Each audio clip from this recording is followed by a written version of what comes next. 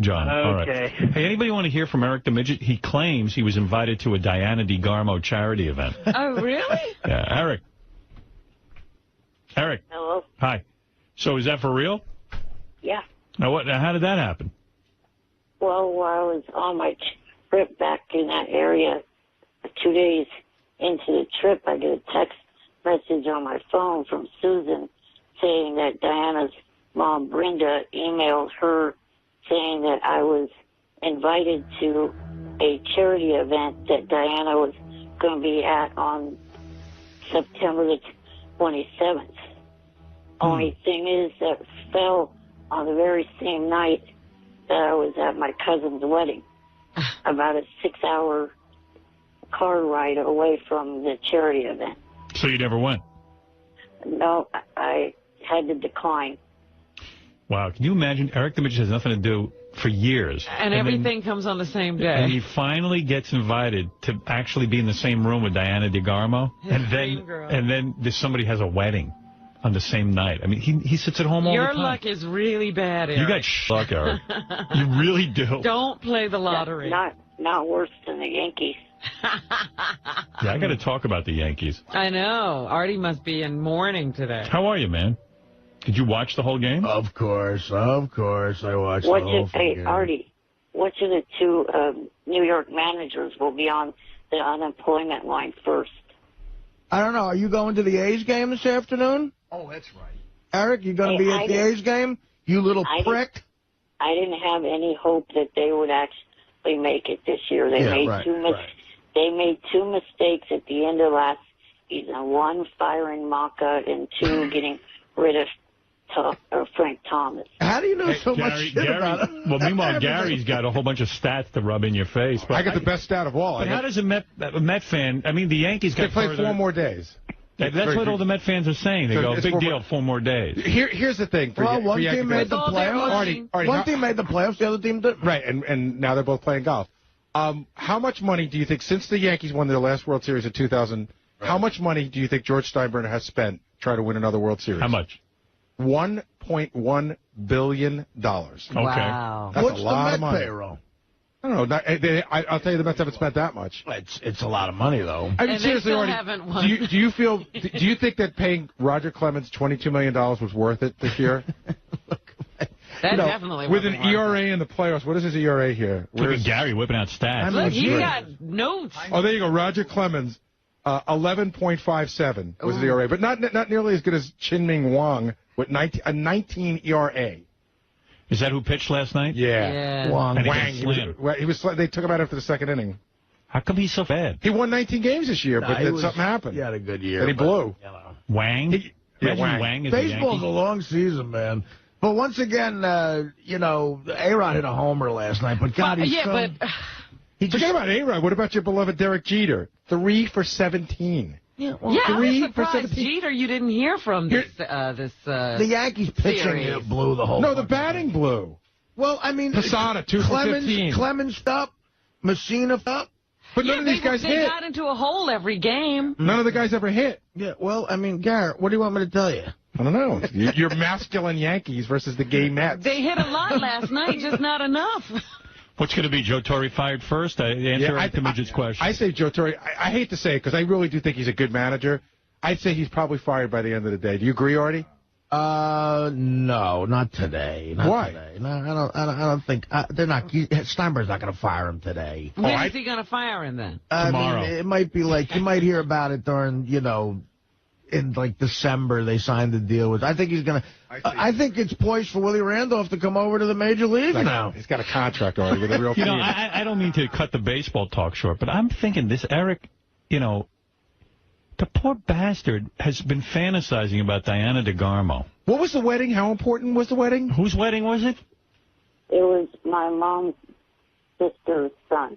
My mom's? So cousin. A cousin. A cousin. Do you see? How often do you see your cousin that got married? Last time I saw him was at his sister's wedding 6 years ago. So a guy you hardly see. He is a cousin.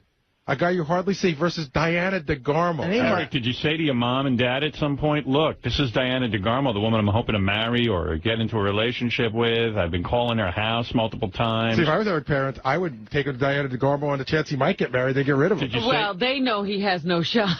Did you ask for a pass on this?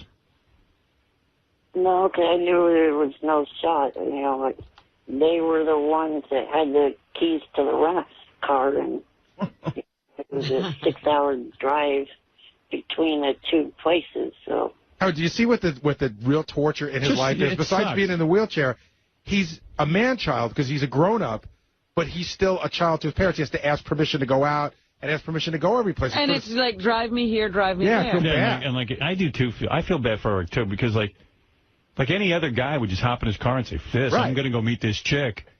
And I'm going to go drive there and, I'll make some excuse for not being at the wedding. But he's so beaten down, like, even in his condition, you think he could call a friend and say, listen, get me out of this wedding. I can meet Diana DeGarmo. Come and get me. Right. But he wouldn't even do that because he's so afraid of his parents. Would cut him off. Yeah. Don't you know any other gay men or 14-year-old girls that would have went with you to see Diana DeGarmo? No, fat ass. Can you imagine your cousin must hate you, this guy, right? I mean... Yeah, this cousin going, oh, my God, we got to have Eric at the wedding. wedding. I got to talk to Eric. You know, he's rolling his eyes. Does he have to be in the pictures? Yeah. No, he was thankful that I was there. Oh, they had to say that. Can you imagine what a Diana DeGarmo charity event is? Like, what is that? What is the charity? The email I sent to Will, and there was an advertisement on her MySpace page that talks about the event. So it would probably have been Eric and Diana DeGarmo at this event. Yeah, I mean, no one else would have been there. Eric, you're telling me Diana DeGarmo's mom called and invited you? She emailed Susan, the woman I know that knows. And she said, please invite Eric. She said, please invite Eric to the Diana DeGarmo charity event. Yeah, it was like something to do with chefs or something like that. What do you think's going on here, Gary? It sounds like invitations went out, might have gone out to a person Eric knew, but I don't know. It sounds a little shaky. But, Eric's missing the whole point. You are a charity. You should have your own charity event and get Diana to host it. Hey, hold on. Mrs. DeGarmo is on the phone, believe it or not. Yes, Mrs. DeGarmo. Hi, how are you? This is Mrs. DeGarmo. Thank you for calling in. What can I do for you? Yes, I never sent Eric the invitation for the charity event. He's a lying little midget. You're saying he's a lying midget because why? You didn't send him an invite? No, not at all. Wow. Mrs. DeGarmo says she did not send you an invite, Eric. He's harassing my daughter. He's harassing my daughter, and next time he's going to do it, I'm going to press charges on this midget. High pitch job. Is this high pitch? This is Mrs. DeGarmo. This is not high pitch. Who's high pitch? This is Mrs. DeGarmo. You're not high pitch, right? No, this is not high pitch. This is. It really Mrs. isn't, DeGarmo. Eric. It's Mrs. DeGarmo. No, it's not Brenda's voice. I know that for sure. Instead of calling my daughter, keep your little midget fingers up your ass. All right. Thank you, Mrs. DeGarmo. She's clearly welcome, upset. Howard. Yes, thank you. Lovely woman. Bye-bye. Hey, Howard. Yes. Eric forwarded the invite to Will, and I'm looking at it, and from what I can see, there's nothing in here that says Eric. It's very generic. Right. If you look at it, we've teamed up with one of Atlanta's biggest celebrities for a great cause. There's no personal We'd note. like for everyone to come by and say hello to Diana. For an added treat, she'll even be signing autographs. To get an autograph, simply click here. But there's nothing that says... Gary, shut up for a minute. I said that's the part that's off of her MySpace page. Oh. The text message, I copied the text message from my phone, word per word, and it's under that. Look at the bottom. It just says, Brenda emailed me, said you are invited to Diana Benefit on 9/27, some chef show. Hope you're having a good time. But I don't know, Eric. It sounds thin. It's a thin premise there that you were really invited. It seems like anybody could come. Yeah. No offense. I don't mean to rain on your parade, but it doesn't look good. I think maybe you were smart to go to your cousin's wedding. It might have been embarrassing. Imagine if he shows up and there's a picture of him and the police are like, no, we told not to let you in. All right, Eric, but congratulations. You got close, and I'm sorry you couldn't be there. Right. Maybe next time. Maybe next time. Yeah, maybe next time the Yankees have a out at the World Series. Yes, Mr. Freeze, you're on with Eric. Eric. Yes? I love you. I love you, man. I'm not even embarrassed to say it. I love you. I want the world to know. Eric. Are you gay? Eric. Eric, I love you. Eric, what do you say to this? No, thank you. All right, Eric, we'll speak to you soon. All right, Thank bye. you. Bye. Well, you see, poor Eric. He couldn't go to the Diana DeGarmo charity event. That close to his idol. Yeah. And yet he couldn't make it. Hey. Eric the Midget wants to say something. Go ahead, Eric. Good morning. Morning. I was calling to let you guys know that I probably will be reading the story next Wednesday. Oh. Okay. It will be done by that time. You have a... Yeah, I'm hoping to be done by then. All right. Also, I left a voicemail with Will asking if you guys could possibly get somebody that's involved in the show to be listening to the show. Or what? Involved in the story to listen to the show. What? You're a bore. Shut up, badass. What is he saying? What are you talking about? He wants to get a Playboy Playmate on the phone when he does the reading. Why? Because he's in love with her. Who is it? No, Will. No. Why? That's his girlfriend. I'm not in love with her. What? It's one of Hef's girlfriends. Oh, dude, you're creepy. Just Why come do you read your want story. that? Yeah. Because she's involved in the story. I just said that. I thought this was a children's book. It's a children's book with Playmates? Well, it's a children's book with celebrities. She's one of the celebrities in the story. What are you trying to corrupt Eric, children? You're a I just thought it'd be funny if you read a quick paragraph from your new children's book. But You're a weirdo. And that girl doesn't want to be around you in the worst way. Leave her alone. No, They don't even want to take your phone call. you complicate everything. You want me to... Cackling witch. Oh, You want me to get a Playboy... So silly. Eric, you want me to get a Playboy Playmate on the phone while you're reading? Have you gone mad? Well, one of the things I've been told is that in order for these people to be a part of this story, I have to get their okay. No, you don't. He's told me that, and other people have told me that. That's if you were going to be published. You're never going to be published. Yeah, why don't you just write this thing first, then we'll worry about getting you in touch with these people for permission. You don't need people's permission to write something down and then jerk off to them in private. If that were the case, we'd all owe people a lot of money. Shut up, heroin boy. Hey, listen, you're the one who's being creepy here. Just come on and read your story. Yeah, you don't need her permission to write about her. You know, I don't think. You're not saying something about her that isn't true. No. Then you don't... What's the difference? Just that she loves me. No, that's not the person. I can't figure out how it's you and the dog, Dougie the Puggy. And how do you get this Playboy Playmate in the story? There's a charity event in Sacramento, and this story, along with Kendra and Holly, are three of the MCs of the charity event, along with the Osbournes and Chris Angel. Well, you're lucky because Bridget's on the phone, evidently. She listens to the show. Yes, Bridget. Hi, Eric. It's Bridget. How are you? All right, Bridget, do you mind would you be on the phone when Eric reads? I got to tell you the truth, Howard. I could give a less about his dumbass pug story. You could? All right, well, Eric, she doesn't want to be on when you read. I'm busy sucking 80-year-old cock, Eric. I don't have time for your crap. Yeah, she has to suck an 80-year-old cock. Come on, Eric. For starters, Richard, I believe he's 81 or 82 by now. What? Are you Richard? No, it's Bridget. You can't hear Hef in the background? Hey, it's Hef. Did you hear that? All right, Eric, listen, I can't get Bridget to call in, and I don't think she... I could tell high-pitched his voice. I could tell Richard's, too. Yeah, I think you're right. That might have been Richard. He's a genius. You must have super hearing. Yeah. I got fooled, I have to admit. He can spot those voices. It's amazing. Just call in. We want to hear a little bit of your book. Call in Wednesday. All right, Wednesday. All right. And Right. Johnny's not a lawyer. Stop listening to him for legal advice. Yeah, Johnny Fratto doesn't know anything about publishing books. All right? I think he published one himself. Or Well, maybe he's right. I don't know. But just call in with your book. Can't line up Playboy Playmates to be on. All right. Thank you. right. All right. Thanks, Eric.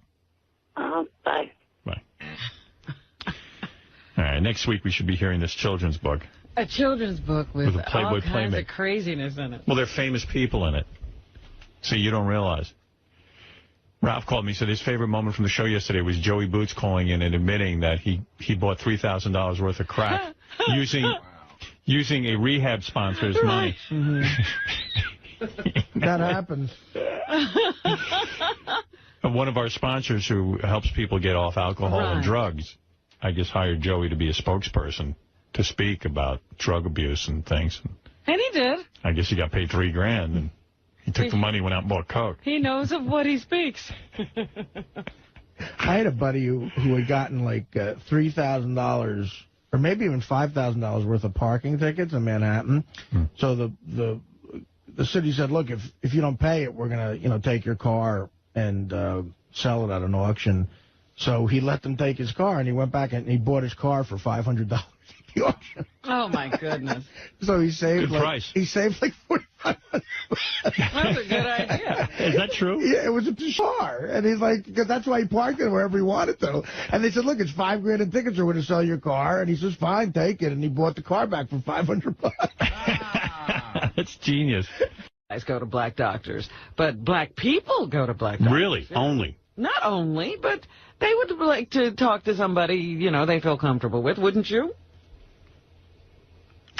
I'm getting distracted for a second because Eric the Midget's on the phone. Oh. And he wants to negotiate a movie deal with me. Now he's back. What do you want, Eric? Deal. Okay, I think I came up with a compromise. No compromise. Who compromise? I'm not getting involved with your movie. Well, what I was going to say was I'll come up with a separate project. No. That you approve of. Why not this project? Why do we have to get a separate project? I was interested in the project where you star in it.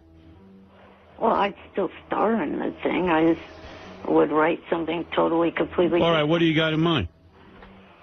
I not offhand can think of any. What about an action movie? An action movie. Yeah, where you're a James Bond type and different women love you and you're also, you're the type of guy that solves the problem. You catch Osama bin Laden. You're a secret agent. What do you think of that? I'm interested in a secret agent type film for Howard TV. And you escape on balloons from the Al-Qaeda operatives. What do you think of that? I don't like that last part. All right, so give me something new. You're the writer. How do you escape then? If you don't escape on balloons, how do you escape? How do you...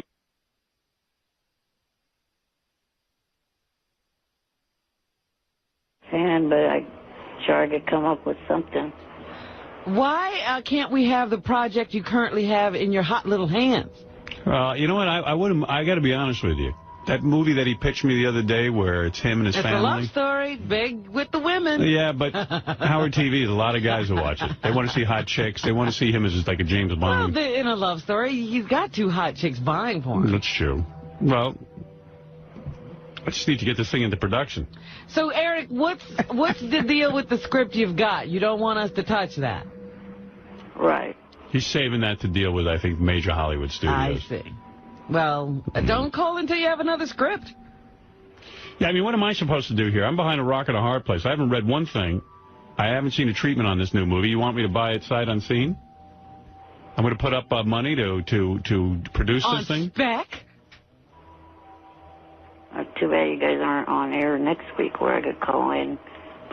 Well, I guess I could have, 2 weeks to work on it? Yeah, don't be ridiculous. That would be a good thing. Don't be ridiculous. We'll come in next week. Do you need us to do that?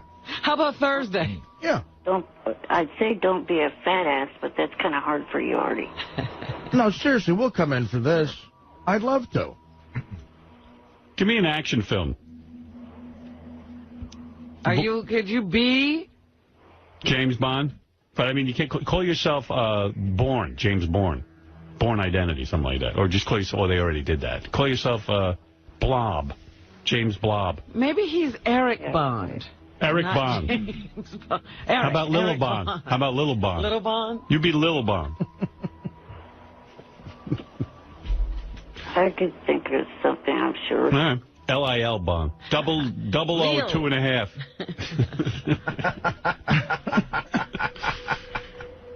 All right. Get to work on that, and let's talk turkey, okay? All right, after Thanksgiving, you know, when Either that or a Roman gladiator movie where you fight 300. where you fight, you know, like the evil, you know, you go into one of those Roman gladiator ring things. Yeah, and you fight the Cyclops, like a one-eyed Cyclops, and you know. Or you're the ruler of, like, all of ancient Rome. He's Nero. Well, he's Little Caesar. Mac, bring me a slave. Oh, by the way, earlier this evening I emailed the Dougie story and the 2 script outlines to Matt Roloff to get his opinion, because he, you know, is a writer. Who's he? Little People, Big World. Oh. Oh. I don't know. All right, listen. Oh, Little People, Big World. He wrote that? Wait. Eric. Oh, he didn't write that. He's on that reality show, Little People, Big World. Did you ever see that? No, I don't know what he's talking about. It's the best. It's a reality show about a midget family. If you want to do something easy. Little person, family, fat ass. I got an idea for you also. If you want to do a Roman gladiator movie or if you want to do a James Bond, I'm in. But also, if you want to do something a little bit easier, you ever see the movie Swept Away? Madonna tried to do a remake of it. It wasn't that good. If you want to do one with you're on an island.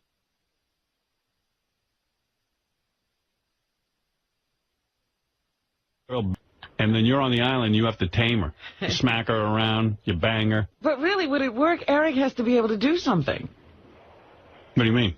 The whole premise is that on Swept Away, the playing field was leveled because the guy was able to survive and she needed him. He says, oh, write it that way. He knows what to do. Oh. Kid's a writer. He's written 2 books already. He wrote a book and 2 screenplay treatments. Right. How about Diana's legs get broken on the island, so Why everything's would you equal? say that one for Catherine McPhee? Well, she's almost married. How about a war movie, even? Eric the Human Cannonball. Here they are, the Civil War. The North's about to lose a big battle. They run out of cannonballs. He climbs into the cannon. He climbs into the cannon, they shoot him out, and he kills all the... And nobody would let him fight before that. He actually wipes out General Lee's forces. That's a good movie, right? He could be a cannonball in a number of movies. He could be the cannonball in the next Pirates of the Caribbean. That's a good one. Well, how about Little Hitler? What do you think of this? Here's a great movie. You ready for a premise, Now Eric? that's a challenge. Come on, wait for a an second. actor. Hitler. Oh. Eric plays the life of Adolf Hitler, but we go back and meet Hitler as a young boy. Ah. And Eric's bossing everyone around. And he meets, like, a chick, and, you know, and in school even he's bossing people around. Hell no, because the Chewie already got labeled a Nazi once this year. Oh, I'm talking about a film role, Little Hitler. Everything's Little. Little Hitler, young Hitler. You kind of have that Hitler look. If we put a little mustache on you. Oh, yeah, well, whatever. I mean, you could pull that off as an actor, I believe. Blacken your hair a little bit. You'd have to learn German. Can you do accents? It'd be good. Here, say this. You ready? I mean, you can do it in English. I mean, you know, they've done many Hitler films where Hitler Yeah, but I'm speaks saying, could he have like a little accent? Yeah. Here, try this line. I'm 5 years old. Are you a Jew? I'm not saying that. Well, then you can't have that role. Yeah, how are you going to take the part if you won't say the lines? You could have all little people, too. General Patton could be little. Like little General Patton. I like Little Gandhi. Eric in a diaper. Let me think about that. How would that go over on Howard TV? I could see the promotional poster. Anything in a diaper. You pay good money, right? I mean, shit. I call it Eric in a diaper. How much material would it take for you to have a diaper? I'm wearing one right now. Well, I don't know. I've pitched you about 7 things that I'm interested in. And if you can come up with something like that, I would be interested. Yes, I would. I'll be honest. If you don't want to give me that other project we spoke of, okay, so be it. I'm not going to argue with you there. But there's some good premises here. Yeah, I mean, I need some fun in it. I need action. Girls. I need hot chicks. All right? I think the spy thing is the best way to go. Yeah. The James Bond idea, concept. Eric in a little People tuxedo. love that stuff. Tuxedo. Yeah, I can see it in a casino. Shaken, not stirred. I got an idea. I got an idea. Then, like, you go to the casino, and you have to be in disguise, so you get in blackface. No, See, I got good ideas. Wait a minute, he's rejecting that already. No, what made me think of this was the word casino.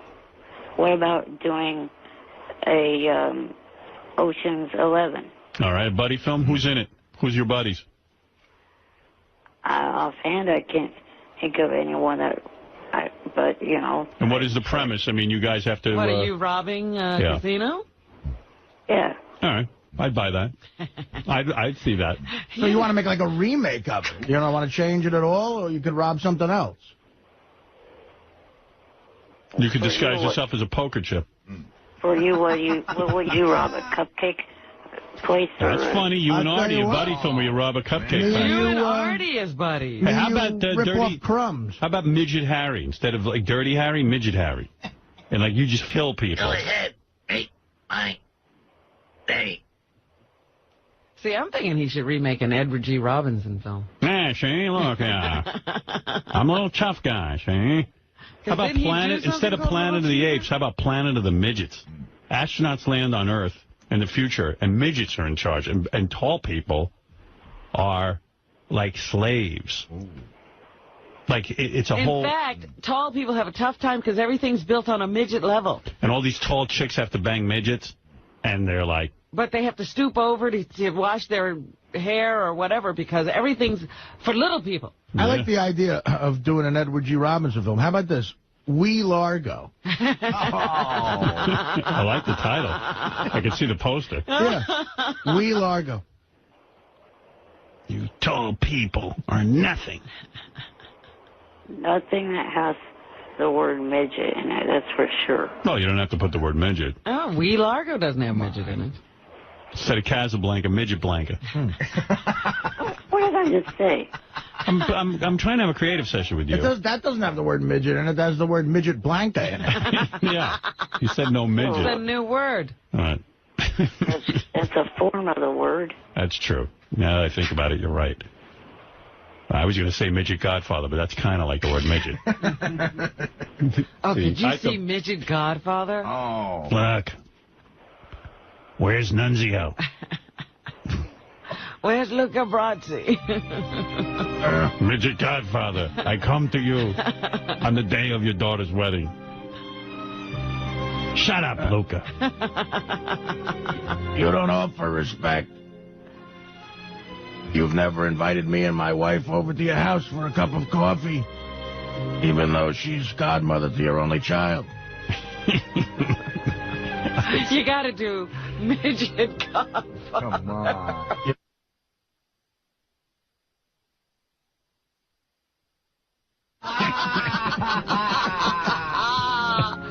Oh, my God, this is brilliant. That's very good, very good. Brilliant. Mr. How about Forrest Midget instead of Forrest Gump?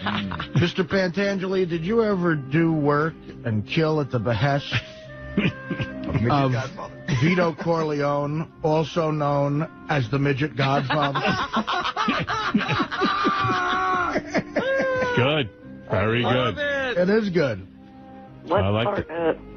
What part of that word I do not want in any title? The midget part. I get it now. I got it. Okay, let's take all the laughs. How about this? Instead of Midget Godfather, small fellas. Instead of good fellas. That's good, the word small, right? Little fellas. Small fellas. Okay. What the kind of little people are they? Yeah, a movie about Henry Hill. That'd be great. No, you decide. You're the writer and you're the star, so...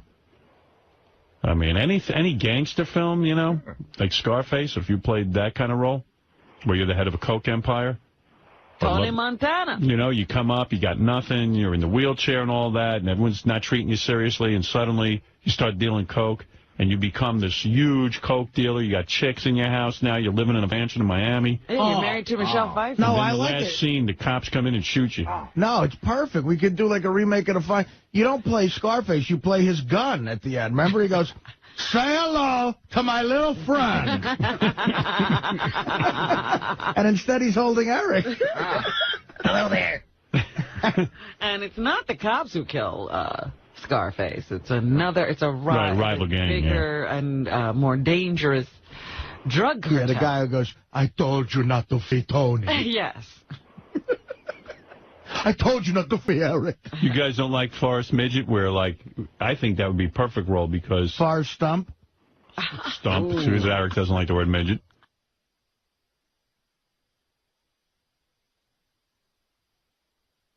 You get to work on this. You tell me what you like, and then we'll have a meeting on the air here, and we'll discuss what we're going to do. And then I'll the Howard TV people, and we'll get working on this thing. Don't go too crazy, though. Don't make it too long. You know how you get wordy with your writing. I know. Let's get some action in there.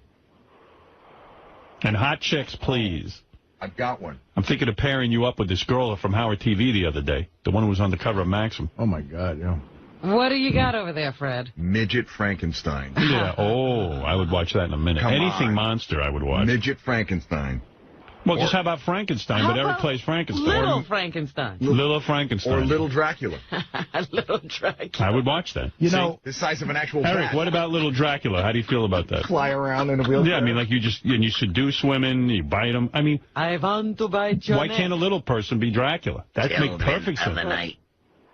Wasn't that kind of a little bit too close to one of the movies that Jonathan Lipnicki did as a kid? I don't have Never saw that. I didn't get the Jonathan Lipnicki newsletter. Jonathan that Lipnicki? was a comedy. We're doing a drama. Jonathan Lipnicki played a vampire? This would be serious. The title was kind of similar. Trust me. You could always get a title. A title can't be copyrighted. But could you imagine, I'm still fixated on the Godfather thing, could you imagine the classic scene where Tom Hagen goes to the movie producer to get Johnny Fontaine the part, and he says to him, now, Mr. Waltz, Eric is Johnny's midget godfather.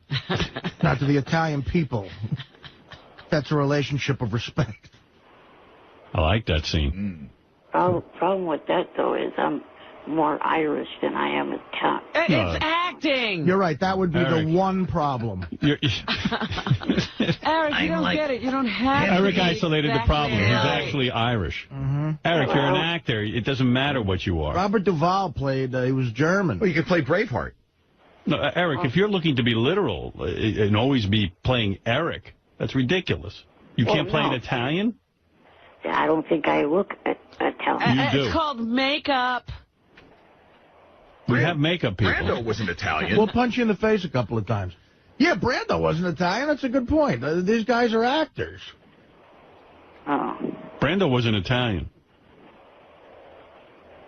Oh, okay, because Yeah, I mean, I don't like James Caan and... James Caan. James Caan's Jewish. He is? Yes. Wow. Robert De Niro's half Jewish. James Gandolfini. Well, What all about right. James Gandolfini? All right, he's we Italian. just said James Caan is not Yeah. Italian. We're giving you examples.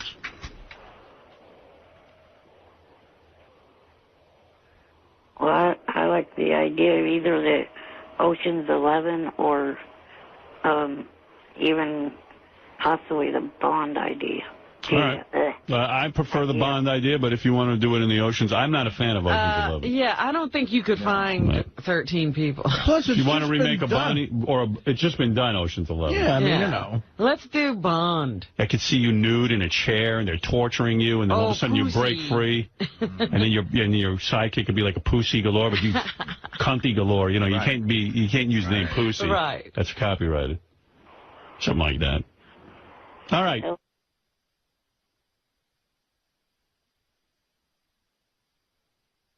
These ideas. There's no way that I'd be nude in the movies. No, that's up to you. You write it. I'm not writing Hey, it. Bond has to take off his shirt. I'm not saying showing your penis. You would do it in an artistic way. If you play Al Pacino's gun in Scarface, though, we got to figure out what would be like the trigger. Come on, I'm not busting this guy's balls. I want a real script out of him. All right, get to work. Thank you. Okay. Excited about this. But remember, you're a symbol. You got to take off your shirt. This will be our next big Howard TV project because we just, we're now airing the Andrea.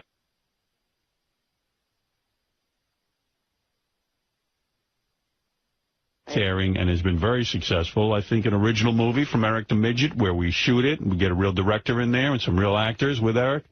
Eric writes it.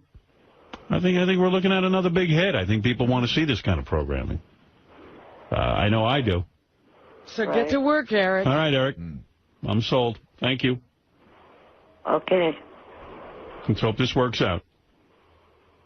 Not promising anything, but sounds promising.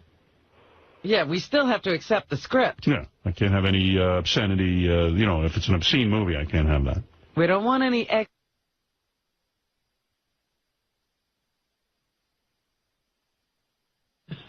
Your cock and balls. All right. Thank you, Eric. All right. Goodbye. Bye. All right. I got sidetracked there because I really do want to make this movie. I wish he'd write a monster. American Midget in London, where he goes there, he gets bitten by a werewolf. Right. Werewolf thinks he's just like a puppy and eats him for food, and he leaves him alive. He shits him out. He shits him out. Oh, he eats him and shouts he's a werewolf? That'd be a great scene. Doug, are you going to be able to produce something like this? I mean, I haven't even talked to my Howard TV executive producer, Doug Goodstein. But... Yeah, you keep building all these elaborate story ideas without any input.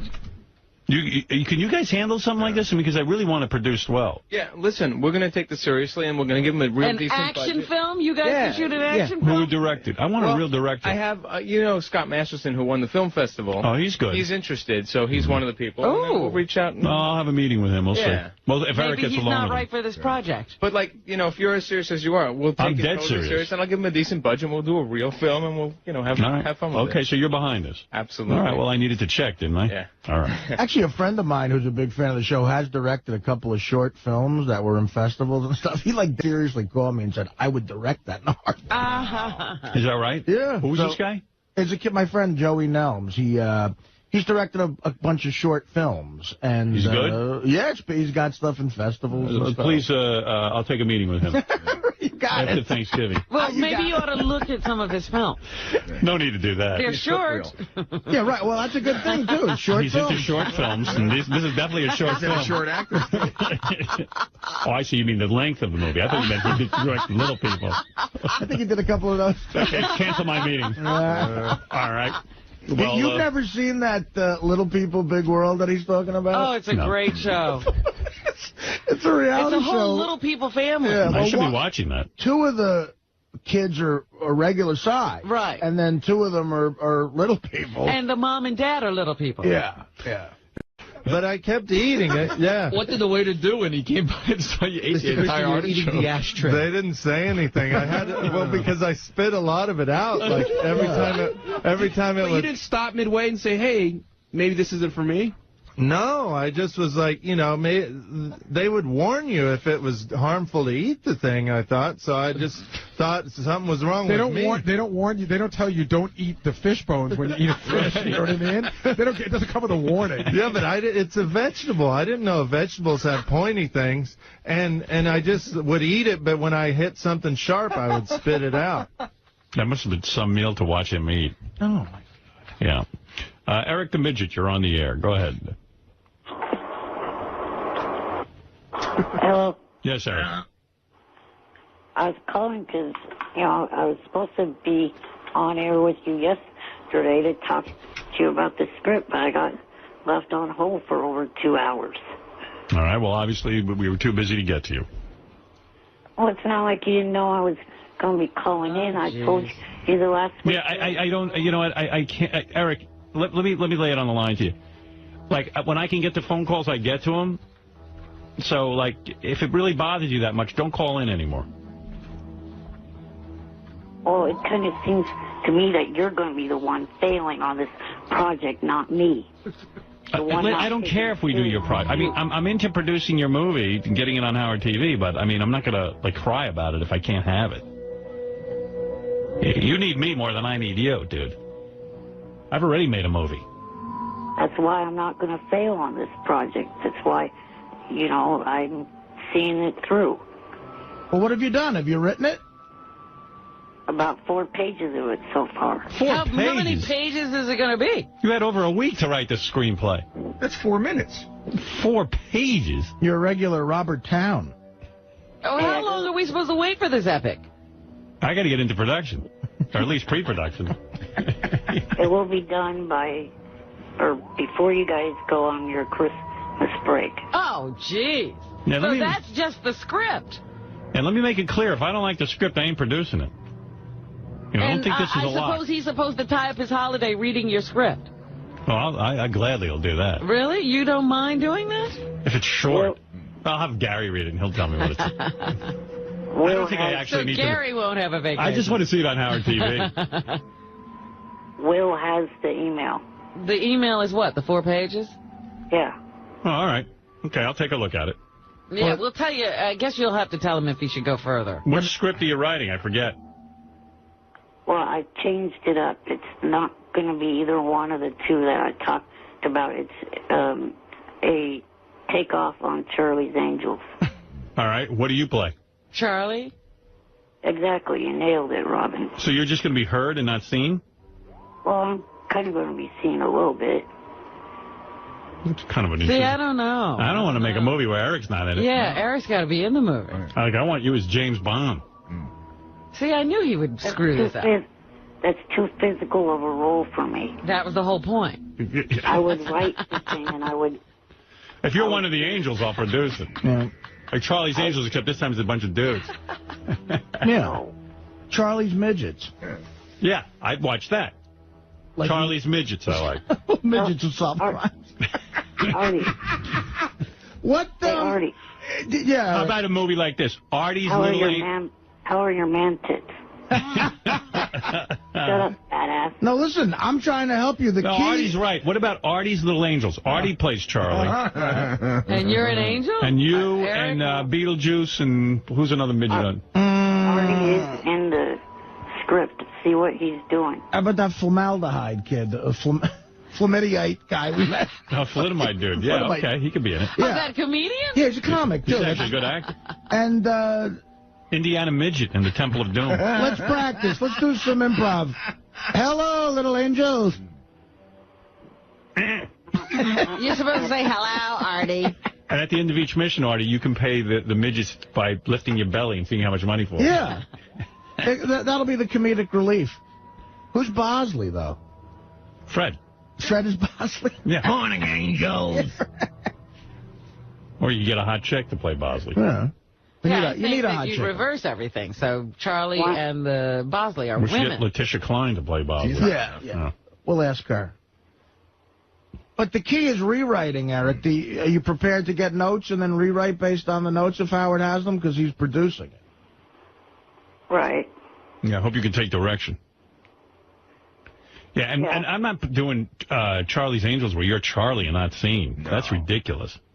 You could put a camera on me, do a split screen. No, but that's the whole point. Charlie's never supposed to be seen.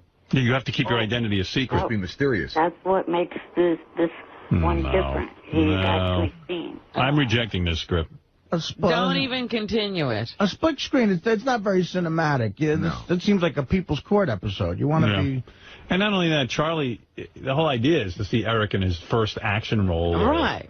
Or where he can really show off his acting chops. Being Charlie, you could do that in a day. Why are you resisting, Eric? We're giving you a chance to star in the movie.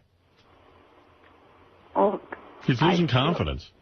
I still would get SAG recognition off of this, and I still would get screenwriters recognition. What about a remake of Ben? Is that all you care about? You don't want it to be good? What about a Gladiator movie, a remake of Ben-Hur, where you... Oh, a little chariot race, Like a chariot race. And even if we do like a 20-minute movie. And the chariot could be towed by a chihuahua. Yeah. It's a wheelchair race.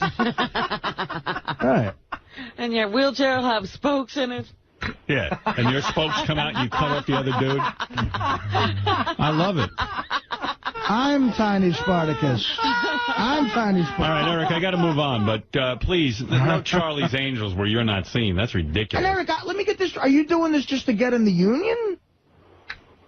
Partly, yeah, because I've been told the only way I could get any movie studio to even consider looking at my scripts is if I'm in the union. All right, well, then get to work on this. Yeah, so write a good script. Yeah, thank you. The one I'm doing is that one because the Ocean's 11 base one, the only way I'm doing that is if it gets held off till May because the person I want to have in it is not available. Look at this. Who are we talking about? Somebody that would be playing my girlfriend. Who is it? Just someone I know. Diana DeGarmo? No. Your girlfriend? Who's not your girlfriend? No, not her. Someone else. Does she know that you know her? I kicked that other one to the curb because he ended up sleeping with her ex-boyfriend. Catherine McPhee? No. Who do you want? Tell me who you want. How could you run over that Eric's girlfriend slept with her ex-boyfriend? Yeah, I mean, come on. Just someone that I talked to on Stickum. Is it the woman? Stickum. Is it the woman who changes your diaper? What is Stickum? I don't wear a diaper, you fat ass. What is Stickum? We're being started. He's on websites I never even heard of. Yeah, Stickum. What is Stickum? It is the video website that I'm on right now. As I'm talking to you, I have a cam pointed at me in a couple different chat rooms, and they're watching me talk to you on the phone right now. Mm-hmm. Huh. So you met this girl and you want her to star in the movie. You don't even know if she can act. No, she does school plays and stuff. Wow. How old is she? 19. She's in high school? He likes him young. High school senior.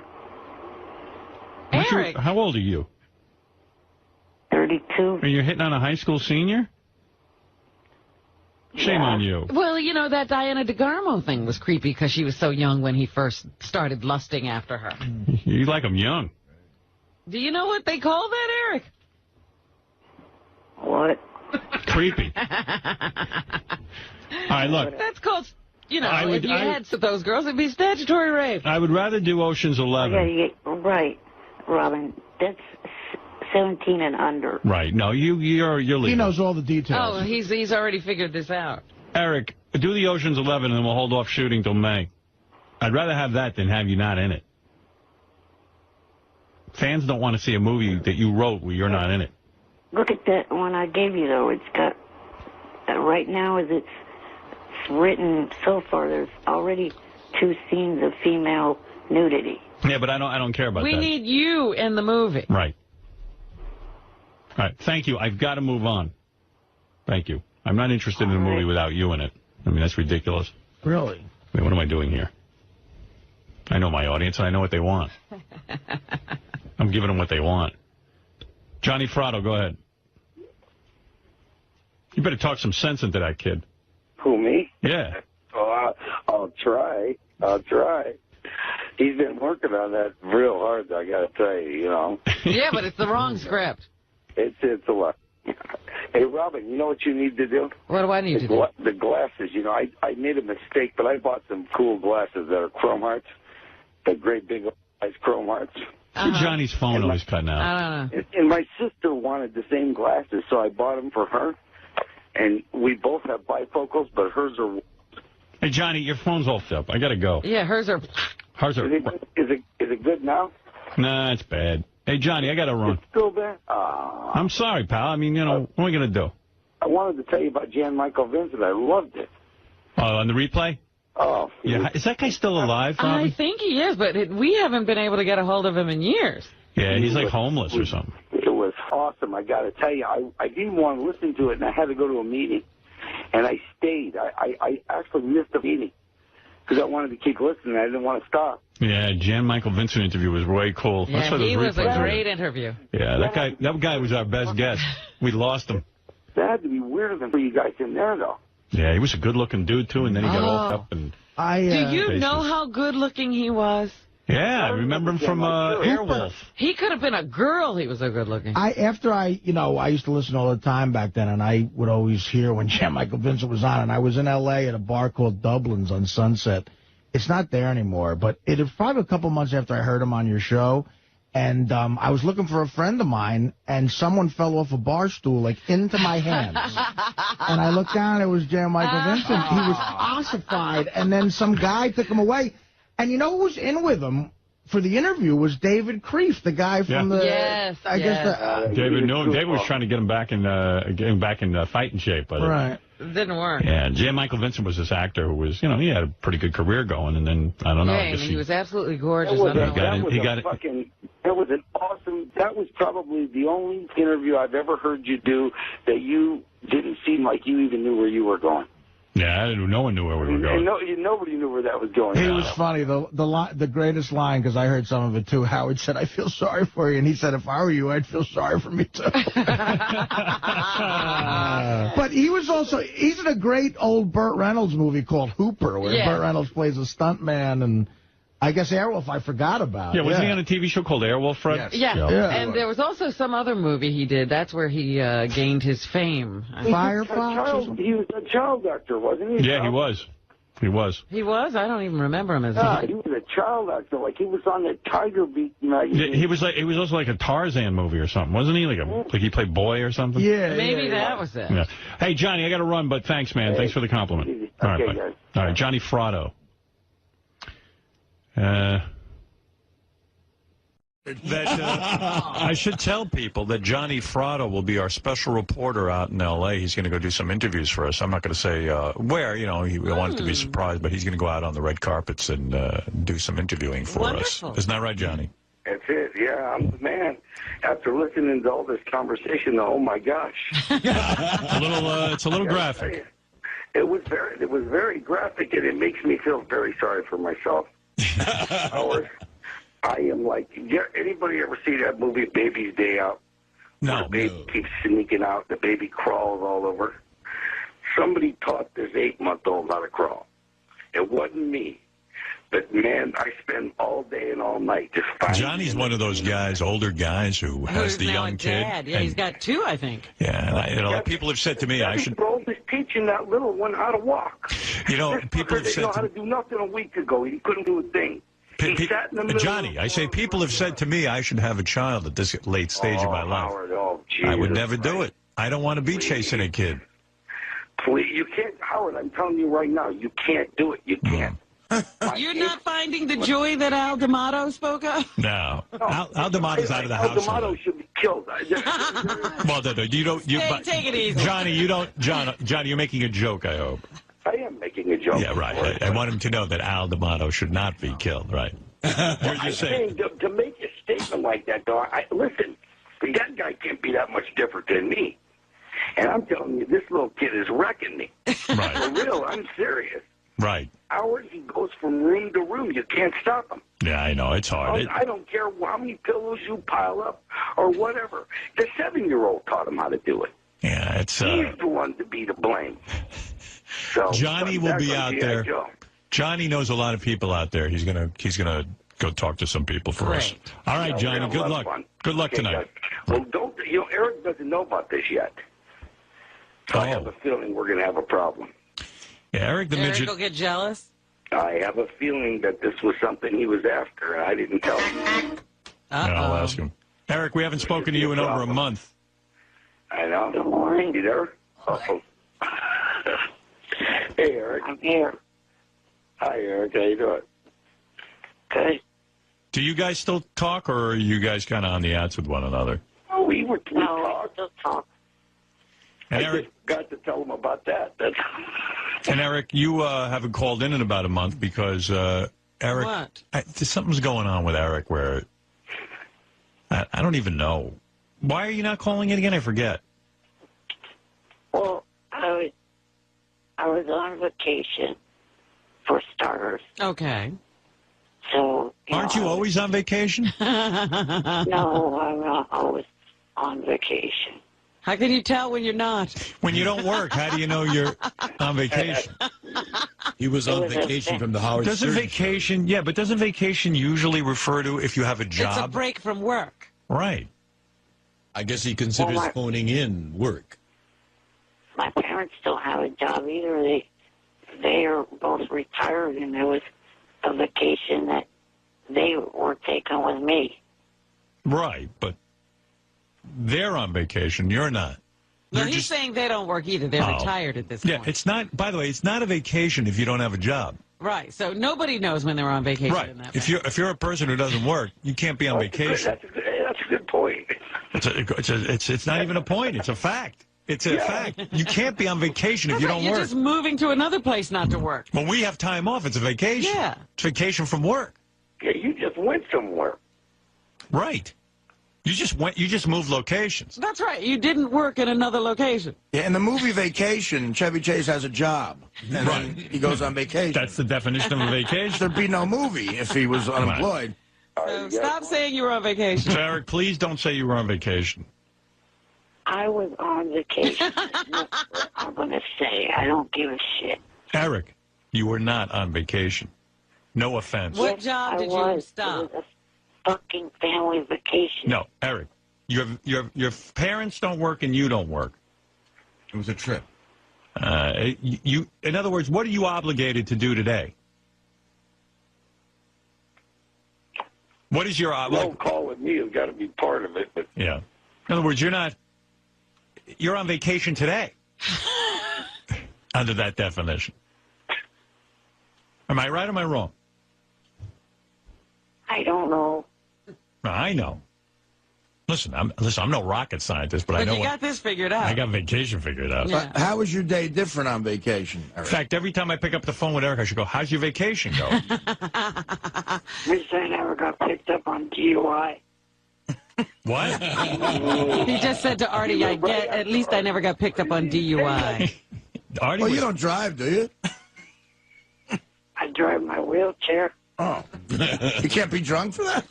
Don't forget about your Cadillac. All right, anyway. That too.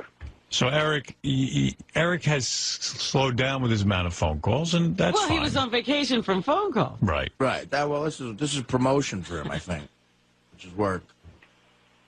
But didn't you have some sort of epiphany about the show? And I don't know. What, has something changed, Eric? Yeah, something changed. I forget what it is. No. No? Oh, okay. All right, Johnny, good luck tonight doing your thing. And Eric, thanks for the call. Great to hear from you. Glad you had a good vacation. Yeah, I'm going. Bye, Eric. The calls are going to be few and far between. For a while. Why is that? Again, why?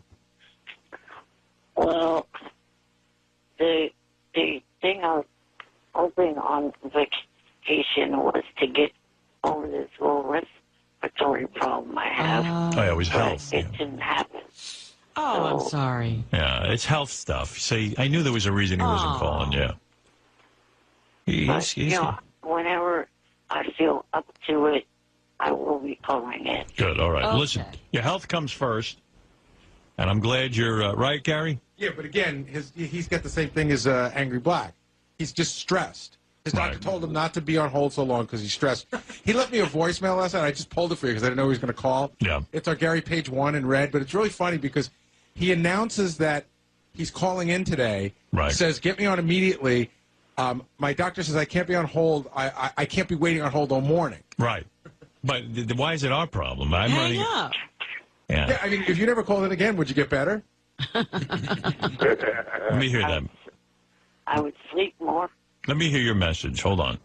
Hey, Gary, it's Eric. I was going to let you and the show know that I will be calling in today. You know, I'm back from my vacation finally. It got delayed. Just hoping to get on air as soon as possible because I'm still having some health issues and I cannot be sitting on hold for hours on end. And I'd like to get on air today. Okay? So please, hopefully help me get a little bit of airtime as soon as possible. Okay, thank you. Bye. By the way, you could take the word airtime out and put heroin in, because that's what it sounds like. You know what, though? I tell you, Eric needs to get laid again. I think that's what's going on. I think his pipes need to be cleaned out. I think so, too, yeah. Yeah. Well, maybe if he wasn't so abusive to the bunny ranch, he could go back. What is he doing with the bunny He was ranch? like taking limos and calling them constantly, and he overstayed his welcome. Oh. Yeah. Howard, does Robin look like a black version of Veronica Lake with the hair and the eye? Yes. Yeah, I like that. Yeah. That's what I'm picturing. What, Eric, I do have to run along, so I'm glad you got on right away. I don't want you having health issues or getting stressed out over being on hold, but if there's anything you'd like to add, go ahead now. I just said Gary's an idiot for that statement. Is it untrue? Yes, it's untrue. Johnny? It's true. Johnny, you debunked that in an interview with a website. What's true? What's what? That he was... You said it was a bit. That he what was a bit? Oh, that he abuses the limo relationship with the shit. Right. Not the limo shit. I said the car shit was a bit. The limo shit was very real. That was part of it. He called the bunny ranch. I told him, have a limo waiting for him, and he was just like, when you're getting free pussy, you got to space it out. I mean, it's hard though. If you never had it, I understand how you'd want to. He loved it there. Free pussy. What's that? All right, Eric. Good luck, and please take care of your health. All right. And Johnny, we'll hear from you, I'm sure. All right, thank you. Okay, guys. Johnny Fratto and Eric the And Midget. Eric the Midget. It's just wild. Back promotion. What are you actually looking for? The next Beetlejuice, the next... Well, the fuck you like a wild animal on this? Yeah. The next Bigfoot. The next Bigfoot.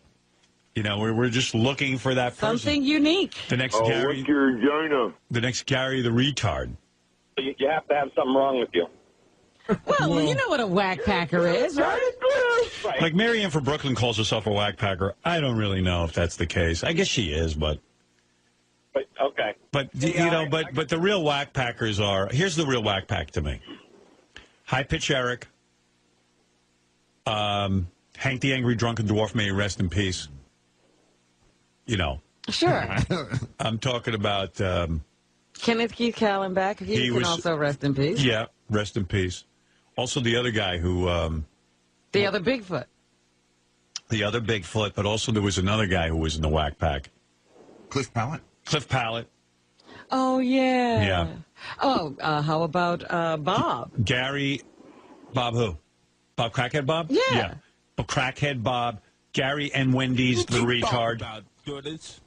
John the Stutterer. Elephant Boy. Elephant Boy. The great Elephant Boy. Don't do that.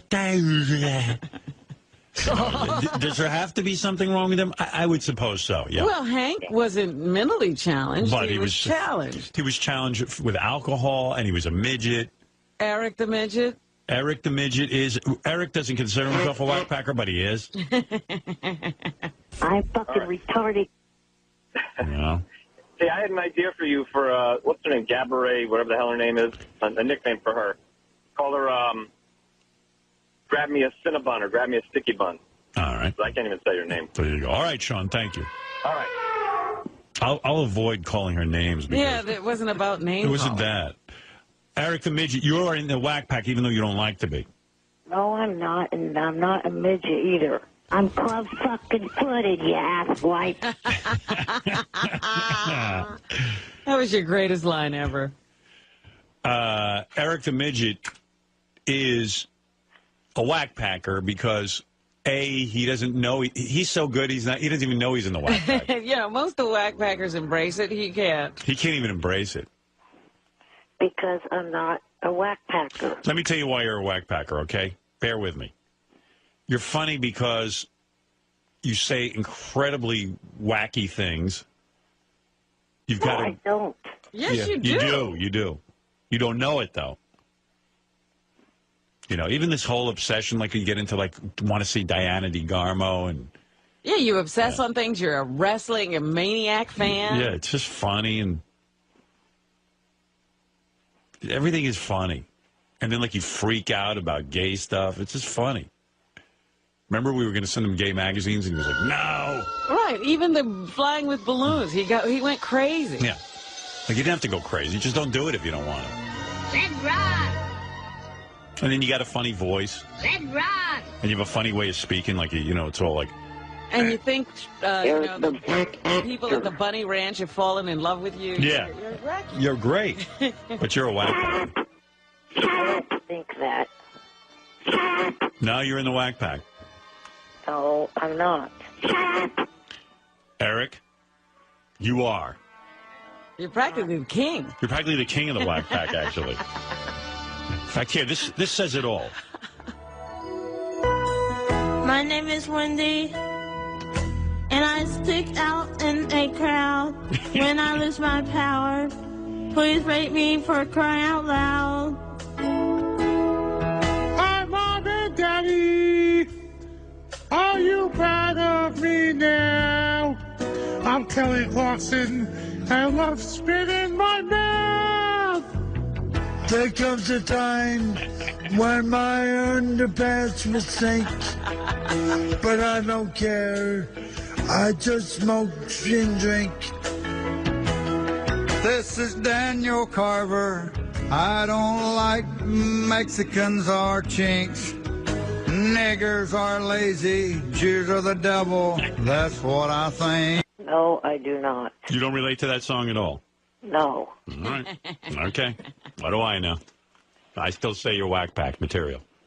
Like if Eric came in here, he'd be in the whack pack if he was in the contest. Yes. There's a $5,000 prize. Who's putting up that prize, Gary? I don't see the plug. He's probably busy doing something. Yeah, playing solitaire.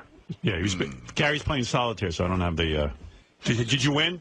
We don't have to do it every day. Oh, we don't? No. Well, I just thought I'd mention it. It's a $5,000 prize thanks to our good friends at FUBAR.com. FUBAR.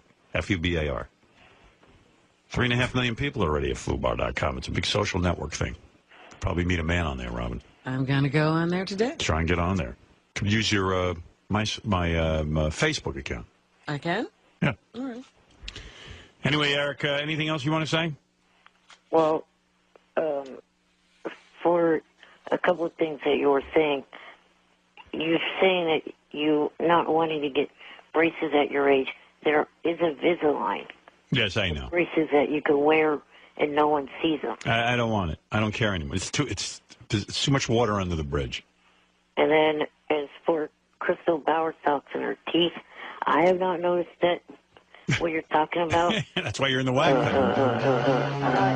It could be due to possibly, I don't know, the fact that she has diabetes.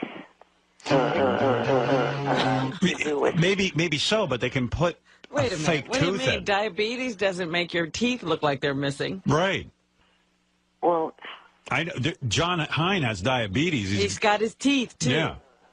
Well, I didn't know if that could play some role into it or not. That's why you're a whack packer. You should know better.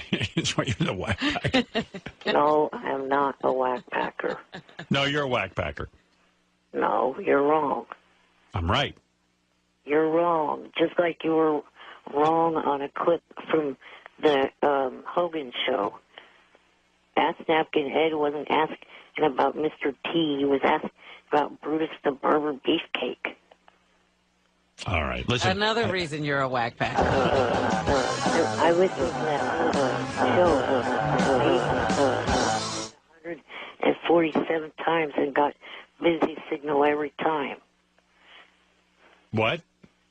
I tried to call in to Hogan's show last week and got busy signal every time. That's because Hogan got, how many calls did he get in an hour? It was like wild. Like He had a lot of... How many? 25,000. 25,000 phone calls in the hour. You couldn't get through. Very difficult. I was especially trying to get through because of Captain Jenks. What the f is his issue with me? What do you mean? Calling that show and calling some other show saying that I suck dick. Wait, I can get him on the line. Hold on. Let's see, what line are you on? 19? Let's see if I got this right. You still there, Eric? Yeah. Okay, hold on. Jenks, do you have a problem with Eric the Midget? I don't have any more of a problem than everybody else that listens to the show does. He's a dick. No, I'm not. You know, dude, you're distancing yourself from a whack. I've been in the whack pack since day one, and take my word for it, you are a whack packer. Well, good for you. You're a whack packer. Let me applaud you. You're such an ingrateful little prick, you know? Jenks, is it an honor to be in the whack pack?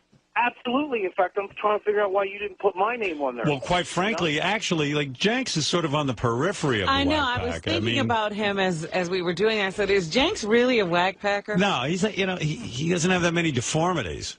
Well, he does get himself into terrible trouble, but he does. But I don't really think he's a whack packer. I don't have a speech impediment, and, you know, I'm not retarded. You're a phony phone caller. But I do some pretty wacky things. You do, but it's not necessarily whack packer. See, I think he's in the Marianne category. He's not Me too. really a whack packer. I mean, I love You got to be kidding me. I love the phony phone calls, but See, it's like, Eric, that's what I'm talking about, man. You should take that as a badge of honor, man. yeah, I mean, Jenks is only dying to be in the whack pack. Yeah, I mean, look how much money you've made as a result of being involved with the show. I mean, look how much networking you've done, how many women you've met, and you're sitting there distancing yourself, and you're an ungrateful little prick. So you know, I just figure, you know, I get an opportunity to say that you suck dick. Why not? Because you probably do. What do you say to that, Eric? I don't. I've not been anywhere near a male's private stink, you motherfucker. And even if you're pulling on Johnny Fratto with asking for money and this and that, you know, nobody owes you. You know what I'm saying? Excuse me. I spent 2 years on the JFSC doing shows for him, not getting anything for it. So what? You know how many things I've done for free? And you know how many things Jenks has done for money and never shown up? Yeah, there you go. Viva the show, man. You should be proud to be part of the show. And if you get an opportunity to throw Howard's name out there and say, hey, I'm part of the whack pack, then do it. All right, so clearly these guys have an issue. All right. There's your answer. At least I'm not an ingrate like you, taking money from bars and clubs and then no-showing and having them sue me, sending me behind bars. Yeah, well, you know what, dude? You know, you don't even know the story. You don't even know what went on. You're just a little ungrateful prick. All right, and thank you, Captain. All right, everybody we that get it. listens to the show can't stand your ass. And why don't you just hang up the phone and go kill yourself? No, all right? You don't mean That's that. all you're worth, you little That's fucking terrible. prick. Terrible. Hate it when, you know, When it turns to that. whack packers get called names. Yeah, I mean, when they fight amongst themselves. Eric, wow. He really has it in for you, huh? He's upset that you're not proud of your status. He's probably pissed off because his cellmate denied him one night. Tom from State College, Pennsylvania, you say Eric is in the whack pack. Yeah, he's clearly in denial. I mean, if he doesn't see that, he's delusional. He's a little bit of a prick, but, you know, Jenks is a little bit out of line with that last statement. Yeah, I didn't like that. I'm not one bit delusional about anything. Call me an little guy, and you are pretty close to men's genitals if you stand up. I mean, think about it, Eric. You're right there at that level. Eric, you're not delusional about anything? Remember when we had somebody call you and you thought you were getting phones from Catherine McPhee? It wasn't Catherine. Oh, who was it? Diana DeGarmo. No, strike two. Who was it? Carrie, but I... Carrie Underwood. Carrie Underwood, right. Where's that tape? I want to hear that again. That was great. Yeah, where's the tape of when Eric had phones with Carrie Underwood? That just definitely puts you in the whack pack. Eric, even you have to admit that's funny. I'm not delusional at all. All right, let's listen to this. Good afternoon. Hi, Eric. It's Will. Hey, Will. Do you have a minute now? You think you could talk to her? Sure. All right, I just got to get her three-way. I just got to call her management real quick, all right? Hold on 1 second. Hi, Dave? Yeah, is Carrie available now to talk to Eric? Oh, okay. Hold on 1 second. Eric, can you hear me? Yes. All right, I'm going to get Carrie on the line right now. Hello. How are you? Oh, I'm great. How are you? Is this Eric? Yes. Hi, it's Carrie. What's happening? Oh, not much. I sent you the roses to the East Rutherford, New Jersey arena. Yes. I got them yesterday. Thank you so much for that. That was really, really sweet of you. You're welcome. Can I ask you a question? Sure. Do you like dancing? And it's not that easy being in a wheelchair. Listen, I know you're small, but can I ask you something? Okay. Are you small in the pants, too? I don't know. Your voice is so... I'm getting a little moist here. Can you moan for me? Let me ask you another question. Are you at least, say, 3 inches? I'm pretty sure I'm bigger than that. But, when I met you in Sacramento, it looked like you had a boner when you met me. Did you? I don't think I did. Really? Have you, ever been stepped on in a large crowd? No. Have you ever been mistaken for a leprechaun? No. What else do you like about me? Oh, you've got a really pretty voice. Can you start rubbing yourself, Eric? What? Me, midget. You troll. The show's in Uniondale tonight, huh? Eric, take off your diaper and jab me with that shrinky thing. I don't wear a diaper. Oh. Are you up for going on a date? Yeah, definitely. Yeah, but would you me? Probably not on the first date. Do me a favor. Repeat after me.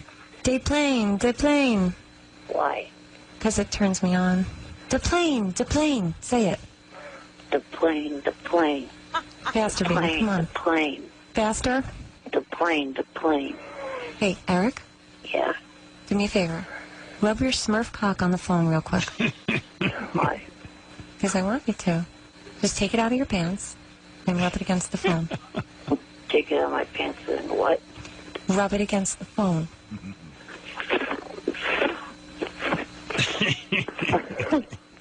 I think I hear it, Eric. Is that you? Is that you doing it? I did it. Do it again. Do it again.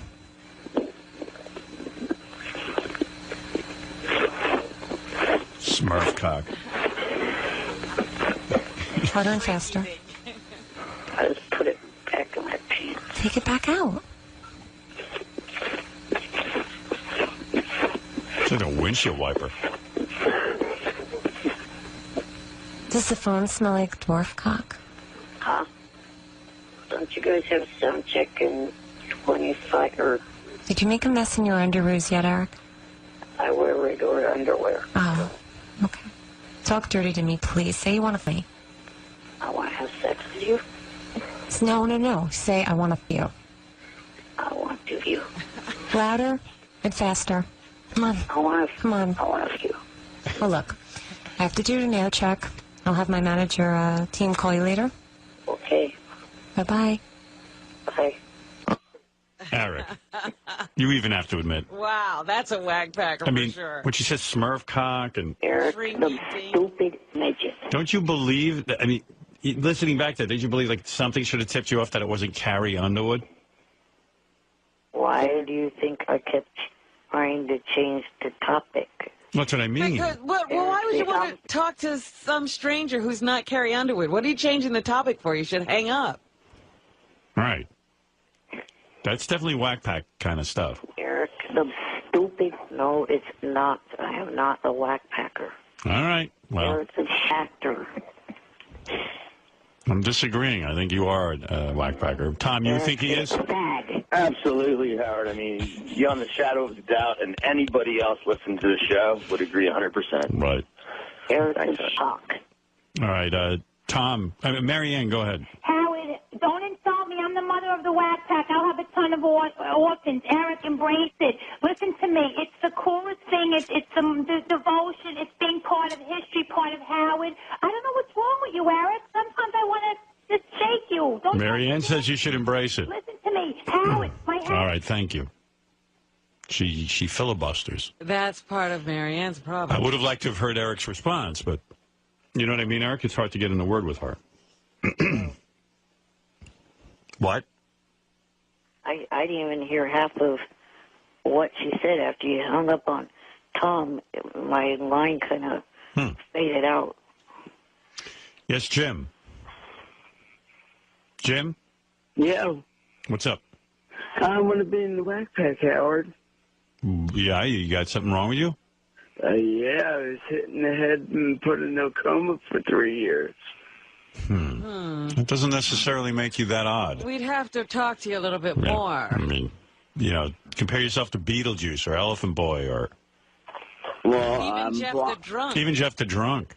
Well, Even Jeff the Drunk. Even Jeff the Drunk. I'm blind. Go ahead. I can't, it's hard for me. Getting better? To think I can't think. What happens when you think? Nothing happens? Quickly. Yeah. You sound a little bit like Nervous Mark. You might have something on you. Are you just a head, or do you have the rest of your body? I have the rest of my body. No. You walk and everything? You walk? I walk, but I walk slowly. Everything's slow with you. Eric, what do you think? Should I consider this guy? Yes, you should take the spot you think I have. Okay, I'll take Eric's spot. Do you know your 9 times table better than Eric? Yes, I do. What's 9 times 8? 72. Very good. Oh, no, Eric, he can't have your slot. No. Eric the Midget's more wacky than you. All right, Jim, thank you. We'll take that into consideration, though. All right, Eric, listen. Stupid bitch. Eric, I got to go. Right. Anything else? Or are you done? No, that's it. You all right? Yeah. Eric, the chicken shit midget. You sound a little depressed. No, just annoyed. Why are you annoyed? Eric, the complaining midget. Why are you so annoyed? Because, for starters, you keep referring to me as midget. All right, Eric the actor. Eric, the annoying motherfucker. you can ask any surgeon or medical examiner that's opened both average-sized people and little people. We are just as human as you are. Yeah, I don't doubt it. Eric, the fag. He said no. Just makes us feel better, like we have something better than you have. Eric, the humanizing. Oh, it is? Okay. All right. Well, all right, Eric the dwarf. Eric the It's even been said on both the Tonight Show and Little Chocolatiers. Little people do not like that word. What, Eric, the stupid midget. Little Chocolatiers? Yes. What is that? TLC, one of TLC's Little People shows. Oh, yeah? A customer came in, they called them midgets, and they corrected him. Little Chocolatiers. I got to check that out. I'm not keyed in on all these midget shows. Yeah, Eric has a whole set of shows God, he watches. Shut up. I told you that we don't like... How about if I change your name, I'm being serious now, to Eric the Little Chocolatier? I don't even do anything with... I just like that name. Eric the Little Chocolatier. The ignorant...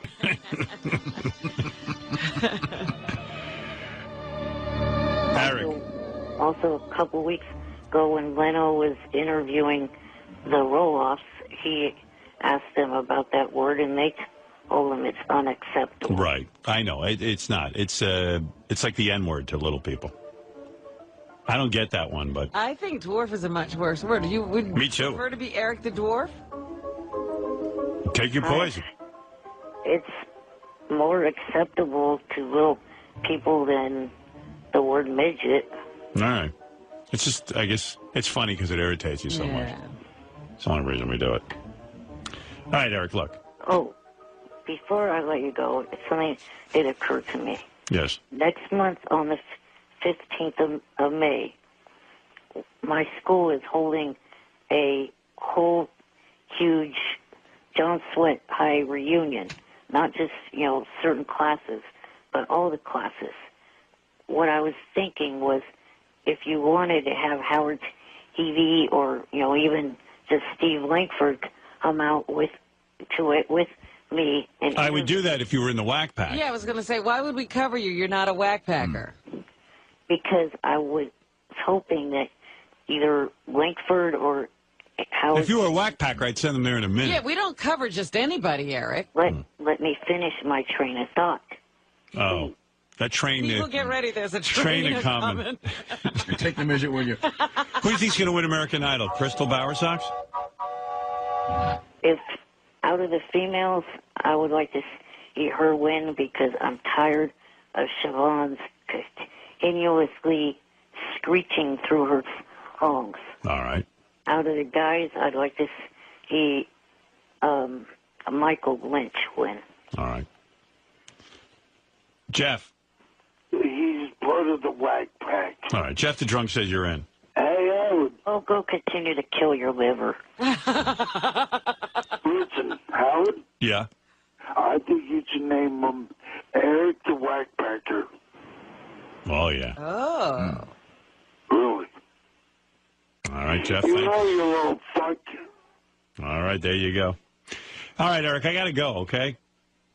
Well, what I was hoping was that you could interview the students that I went to school with and see that I'm really nothing like what you and your audience think I am. Eric, the obnoxious. I got along with just about everybody when I was in high school and junior high. Shame we didn't meet you then. Yeah. Sounds like you were. I am Eric. Sounds like you were a lot cooler. All right, Eric. I'm sure you did, and maybe we'll send Howard TV down to your reunion. Why we'll doesn't see. he do it himself? He can get a camera and do his own documentary. It doesn't look that good when you show up for your high school reunion and you're shooting everything for with your own camera. It'd be a lot cooler if Eric showed up. Actually, you could as a star. You know what I mean? What? Grief. You could talk to Johnny Jr. because I have been talking to him about this because he's got a friend that does documentaries. Yeah. And I've been talking to him about doing this. It might be interesting to go to Eric's high school reunion and talk to some of the kids. But only because he's a whackpacker. Eric, tell me the backstory. Is there a girl there that you're really anxious to see, like someone you had a crush on in high school who was unobtainable? Actually, no, not really. Oh, well, there's nothing interesting. I was trying to create something. Is there a guy you were interested in? Oh, hell no. You mean in high school you didn't have a crush on any of the girls? Well, yeah, but... Of course. I know that, for starters, I know they're pretty much all married. Yeah, but... Well, that's not the point. Was there one particular girl you would, like, constantly beat off to and, like, imagine a life with her? I had a girl like that. There was maybe one or two. Could you give us names? I don't know if I want to do that or not. I mean, for the night of, we could actually go interview them. Yeah, like... See you two together. Yeah, see what happens when you meet. Maybe then, but I'm not going to give it on air now. Eric, did these girls know you had crushes on them? Eric was into a weird thing in high school. He was in love with inanimate objects. He was in love with a cafeteria tray. No. Something interesting like that might make us come down there. The AV cart. You're right. I'm in love with you. AV cart. All right, Eric, I really do have to go, and it doesn't sound all that interesting because it sounds like there's no sort of honesty there about what high school was really like for you and who you were attracted to, and, I need something. I want to fuck my roommate's asshole. All right, Eric, I got to go, okay? Okay. And we'll consider it. I'll talk to Tim and Brad Driver and Doug Goodstein. But we don't have any money for animation, so I don't know how we're going to get to your reunion. Right. Yeah, exactly. I think people would rather see animation than Eric's reunion, but I don't know. I'll talk to the guys. I will talk to them about it, all right? Okay. All right, later. I do actually like a long cock. Bye, Eric. Fred, stop putting those gay ones. The other ones you can tolerate. Cock better than anyone. And just plays your cock into Captain James's retardedness. Push your cock in my asshole.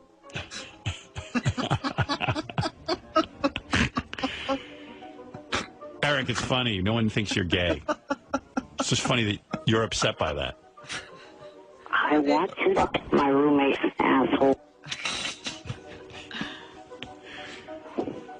think there's anything wrong with being gay, Eric? No. Yes, I you do do. actually like a long cock. This is not for me. I know you're not into that. I know you're into girls. Believe me, we all heard the stories of the Bunny Ranch. Eric, What? Oh, that's the CD. Was your machine finally break? Yeah, he just played Steve Langford.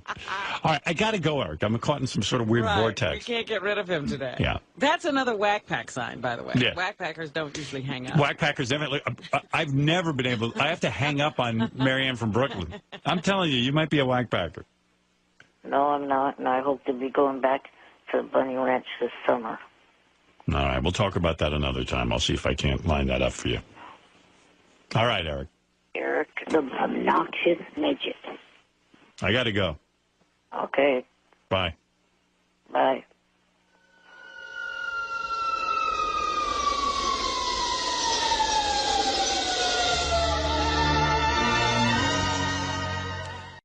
Haven't we talked to him already this morning? I know. Shouldn't he be going to sleep? I am awake just a little bit longer because I talked to Johnny after talking to you guys, and I definitely just, I do not want any opportunities to pass me by from this point on, so I agree to do the red carpet event as is with questions and all. Will says to me, we have to have him do it because you know he'll fit up, and it'll be the funniest thing ever. See, I don't think he'll get up funny. Will was yelling at me during the commercials. He said, you got to send him because you know he won't do it. He's going to say he's going to do it, and then he's not going to. What was your point of view on this, Will? Just for me, it's a no-brainer. Right. Like, I mean, if we're doing this for comedy purposes, right, this is the best option. Right. Because he's not going to get it right. The demands are going to start in another week, I give him. Right. And, you know, it's just going to be a complete nightmare. So is it going to wind up with us having nobody on the red carpet, or No, he'll be there? It could end up, though, with having absolutely worthless tape. Absolutely. That's what I know will See, the happen. only thing that's going to be funny is the reaction on the air. The tape is going to be useless. That's probably true. Oh, Fred, you're useless. That may be true, but I'm about as useful as your legs. So, Will, you know, the tape will probably be useless, but the yelling at him will probably be funny. Absolutely. I see what you're But saying. we could yell at him without the expense in the tapes. And we could get some good tape. Right. I mean, Eric's saying he will read the questions at this point. So But you know you But can't you know, believe a thing he he even says. said that he can't read. Really.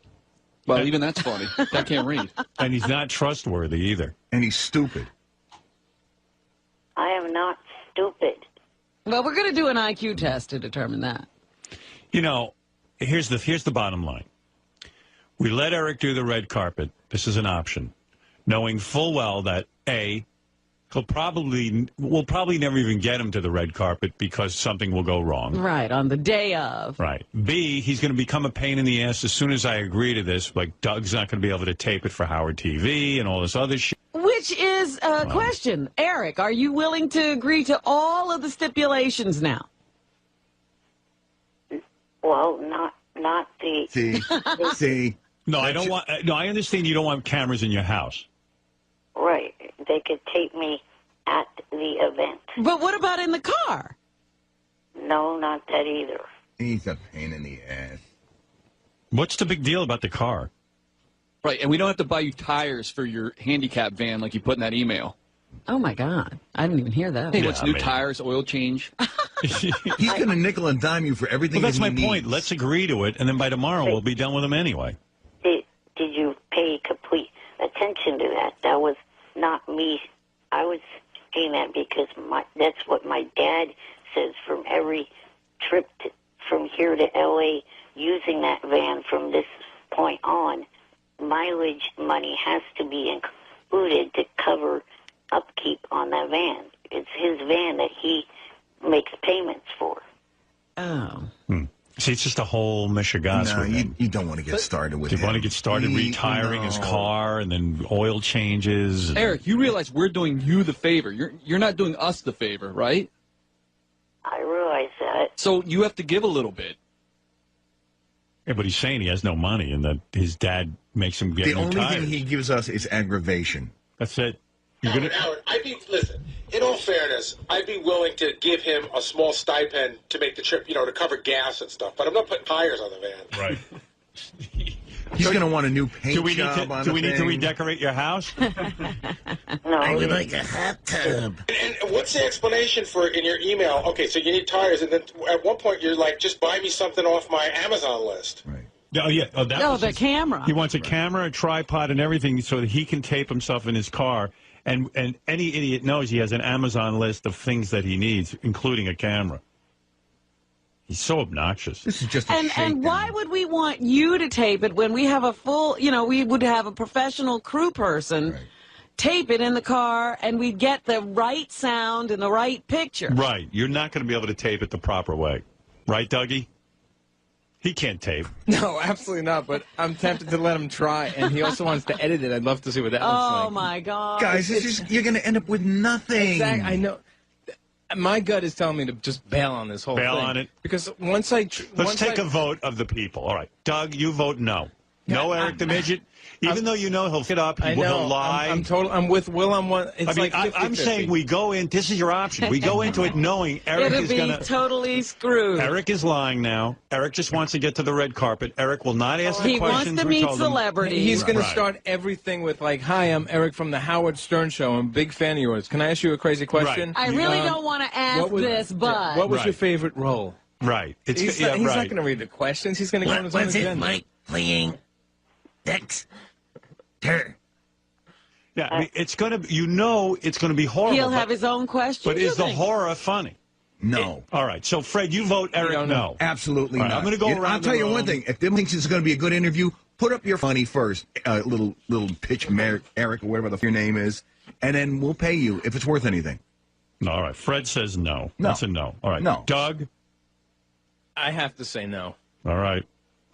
Gary, what do you vote? For all the reasons you just said, and because he annoys the shit out of me, I actually vote yes, because I think this will prove once and for all that he's incapable of following any directions, and then he leaves us alone. Right. So we're taking the hit. We're taking the hit, Right. knowing that he's coming back with nothing, but that every time he calls, I mean, can how say, funny it'll be. We're having this discussion, and he's going to come back from the Emmys with nothing. Right.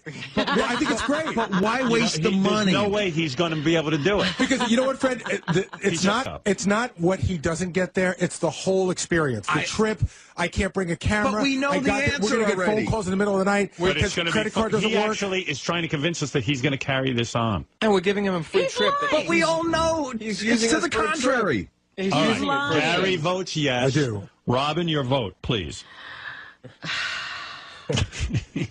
We know he's lying. We know he's incapable. And I'm we'll... not lying. I watch. Oh, stop it. When have you ever told the I've truth? seen correspondents do, this for Jimmy Kimmel, Lopez Tonight, and I really want to do this. That's Johnny convincing you. Right. No, You it's didn't not. think of that on your own. He's like Sal. Stop it. He doesn't know he's a racist till somebody tells him. Right. Robin, I'd yes say or no? yes. You say yes. Wow. Jesus. That's a shock. All right, so far we have 2 no's and 2 yes. I'm going to put Will down as a yes. All right, Benji, you get a vote. Go ahead. Yes or no on Eric? Definitely yes. Why? I believe in him, and I think he'll do a good job. Not for the reasons you're saying. I think he'll do a good job. All right. And if I'm not capable of taking direction, how the did I do it on a TV show? Because you didn't have to ask celebrities hard questions. By the way, that show hasn't aired yet. Who knows what you did? Yeah. Right. I heard they were, You could have been a paperweight for all we know. All right. Let me get some more Getting votes fucking here. carried away with yourself, Olivier? Jason, you want to vote? And John Hine. Jason, John Hine. JD. And Scott DePace because of his high IQ. Scott, while you're sitting there, what do you vote? I definitely vote no. Why? You're the smartest guy. Why? He's horrible. Even if he does it, he probably, won't even get the words out. It'd just be horrible. It's just going to be pathetic. All right, that's a no from a very intelligent guy. Scott, go try to sell your video caddy or whatever it is. Jason Kaplan. I'm going with a no. I don't think it's worth it. I think we get to yell at Eric all the time for free anyway. Right. And listen, he's not going to care if he screws it up for us. He's just going to see it as, hey, I went to the Emmys and had a great time, and screw Howard. And he's getting to see Kimmel and the other shows. He's going to leave us holding an empty bag. You're basically paying for his fun day in L.A. All right, John Hine. I think either way it's going to end up as a no. If you say yes, he'll screw it up. But my vote would be no, because I don't think Eric has been thankful enough for the opportunities he's had in the past. And a lot of times he changes his mind, and I don't know if he could help himself, but work in his own stuff if he actually did it. So, unfortunately, Eric, I'm going to have to give you a no vote. All right, well said. And the final 2 votes from Richard and Sal. Richard and Sal come in, and J.D. gets a vote as well. J.D., yeah. Uh-huh. Will has something to point say. make. What if Eric were to agree to some punishment if he doesn't? He won't. Like if he has to fly. That he He'll won't agree do, he and won't he'll go lie. through with that either. Like he always does. Right. All right, J.D., what do you vote? I say no. I'm tired of his though. He needs to learn a lesson. And you also don't want to go through that bad tape. I know you. Well, listen, What if the guy, Benji seems to feel Eric will go out there and hit a home run and ask all the questions, and he will be a phenomenon. There's no way that can happen. Eric explained to us yesterday he can't read off a paper. And by the He's already insulting the Robin, question. you voted yes. But I'm voting for the debacle to be aired. And by the time he finishes a couple words out of the sentence, the celebrity will be people done are with him and gone. walk away. Hey, Eric. Yes. So you're totally cool with some of the questions will be offensive, and you'll read them straight? Yes. No, I don't believe him. He can't. I guarantee you he can't. I say no. All right, finally, Richard and Sal, the final votes, and then I will vote, and then I'll add up the votes. There's been a very late swing in no's. Oh. I don't hold out much hope for Eric. I am going to vote yes that we send him, because I think it'll be hysterical when he comes back. I wish you hadn't said that, because now Sal's going to vote with you. No, he's not even listening. Where is Sal? Where's Richard? Quickly, They Sal can't and even Richard. Get in here. Sal, Richard, you have the What is this? Why can't I get a hold of those two? Richard's on his way, and Sal's not here today. Sal's not? All right, Sal's not here. Okay, you can vote for both of you, since you vote in a block. No, I say no for No. All right, that's 2 no's. Richard, stop dieting. Why? You look terrible. He looks terrible, fat and thin. So what does that say? What am I supposed to do? I'm just trying to look healthy. You look like an empty sack at this point. I don't know. I think he looks better to me. Yeah, Things are beginning to start hanging. At least or he's something. healthy. Yeah, I was I thinking don't know if that's a healthy look. Because I think what he's doing is drinking and not eating. All right, here we go. Here's the final tally. 1, 2, 3, 4, 5, 6, 7, 8. No, I'll count 1. I'll count that as 1. What? Richard's vote. Okay. I'm not going to, All right, so it's 7 no's. 1, 2, 3, 4 yeses. Oh. Eric, it's not happening. I tried. Eric? I'm here. Yeah. Okay, I voted yes. I voted yes. Thank you, Robin. Yep. Gary even voted yes. Yeah, thank you, Gary. And Benji voted yes. That's it. Thank you, Benji. Oh, well. Yeah. You had a good thing. You blew it. You got to jump on opportunity. It only knocks once, they say. Right. All right. Well, thank you anyway, though. Thanks for the offer. And maybe another time.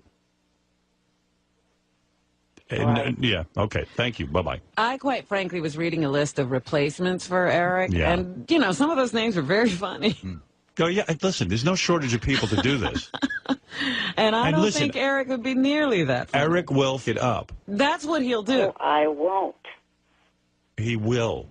Eric, I know you better than you know you. You're going to get on that red carpet. You're going to have a change of heart. You're going to choke. Yeah. And you're going to ask your unfunny questions. Right. I've had my danger heart. I want to do it. Yeah.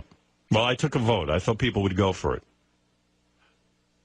And by the way, it's not lying. It's changing of the mind. Right. Yeah, but you could change your mind at the red carpet, and then we're screwed. I would not do that. Well, you don't have to convince us. We were for sending you. You know, it's guys like Fred who don't want you. Yeah, I'm not delusional. Neither am I, fucker. All right, thank you. See, if you acted like this at the red carpet, then maybe you could go. Right. He's But got I know you balls won't. with us. Because you lose your balls when you stand in front of celebrities. All right. Hey, thanks, Eric. I can't spend any more time on this, but thank you for asking. Bye-bye. All right.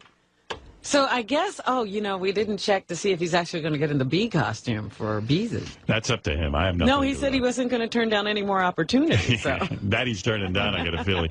Wheels, go ahead. Man, I can imagine him and Frado plotting this every day on the phone. Anyway, I mean, seriously, mind meld of two idiots. Listen. Oh, let me tell Eric about this acting gig real quick. I don't know if I have time right now because I got to get ready for the mother-daughter. I got a ton of things to do today. Eric, real quick, you want to know about this acting gig? Yes, please. All right. Gary, I've had that thing sitting here on the console. There it is. I see it. Okay, I got it.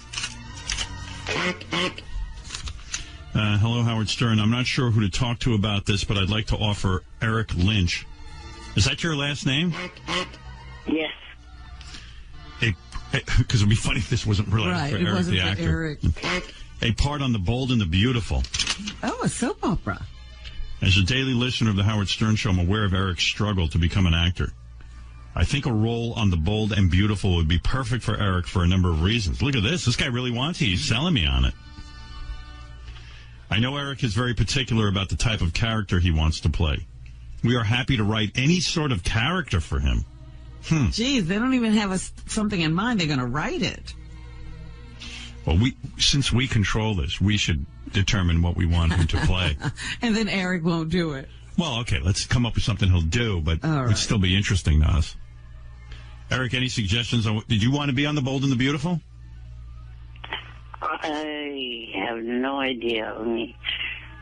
Wow. Wait a minute. Soaps right now, soaps are kind of going downhill. Oh, you can't be on a show that might get canceled? Is that what you're saying? You always surprise me. Like, wow. Actors would kill for any, they'll go do theater. Care. They'll do community theater. They do whatever they can when they're starting out. Only I'm not saying I wouldn't do it. This is wow. It's on TV. Right. I don't even understand you, Eric.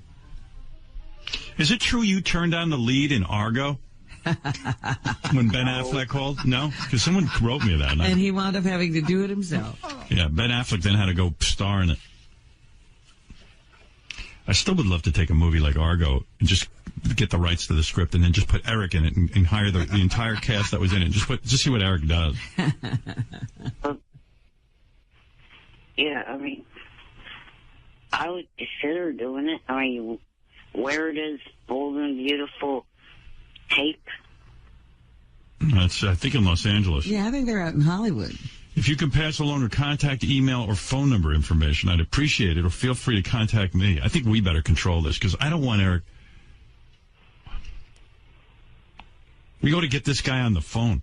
Hey, Gary, I got to interview the mom and daughter who do porn together in the 7 o'clock hour. You think in the 8 o'clock hour you get this cat on the phone? I got his number, I got everything, and we put him on with Eric, and we come up with a role. I'll give it a shot. Because I don't even know what's happening on The Bold and the Beautiful. Yeah, I don't know what the storylines are.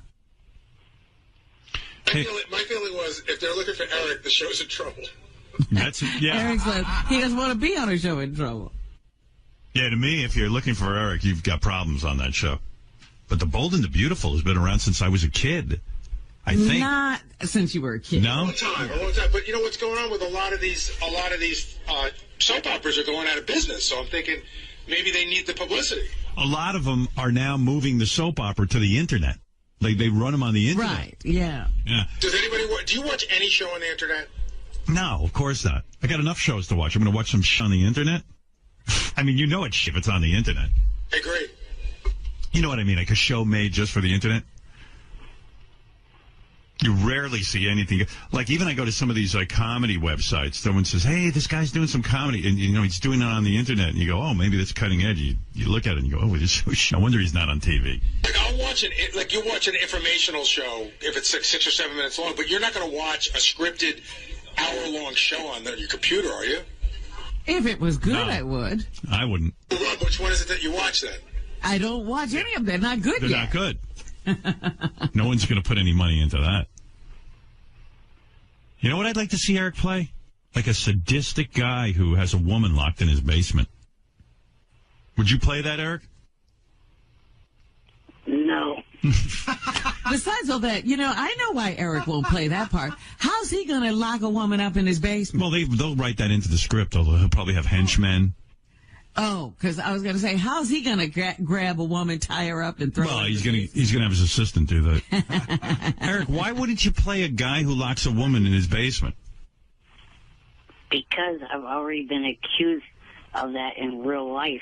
You have? When? By us. But what do you mean? This isn't real life. It's a role. It's an acting performance. And You don't remember the whole modeling agency thing that Johnny and I came up with? Yeah. Fans then started accusing me of wanting to do that to lock up. Yeah, but that was just for fun. We were laughing, that's all. You weren't. First of all, there's no girl who wanted to be in your modeling agency. Remember, Secondly, the girl who won had to spend a year with Eric. Yeah. Hey, okay. You really won't play that? No. All right. How's this? You're a soldier back from the war. You went to war looking normal, and you came back like how you are. Like you got injured in Iraq. Would you play that? Would I get hit with a shrink ray? No, I mean, yeah, like, yeah, like. What kind of bomb? Well, let's say, like, you were, it was like a war thing broke out, and now you're in a wheelchair. The military doesn't hire anyone under 6 feet, probably. Or Yeah, but I mean, we'll make it like your legs We're got saying blown off. you were 6 feet at one Yeah, time. you were Not 6 feet. You don't have to be 6 But your legs got blown off in the war. We could hide your legs. That's easy. We'll just fold them underneath you. What do you say? That's pretty good. I don't know about that one. Wow. What? Jesus. I thought that was a war hero. I thought that, yeah, a war hero. Right. And you won't play that? I have to consider that. Wow. He's considering. Would you play a guy with AIDS? No. Wow. Why not? I don't know. Why not? Because that, again, goes back to something that I have been accused of in real life. Oh, come on. Nobody thinks that. You wouldn't play a character who contracted the AIDS virus? No. Wow. Wow, I can't even come up with a character for this guy that's somewhat interesting. He won't play a guy who locks a woman in a basement. He won't play a man with AIDS. He might consider playing an Iraq war veteran. What would you like to play, Eric? An easy thing to play would be a patient in a hospital. I want to see that. All right, we'll put you in the hospital and give you AIDS. Right, we got to give you a disease. Would you play firewood like in a like you're Firewood? like you're we open up the scene and you're in a in a fireplace and you're a log on the fireplace, a talking log. No. No.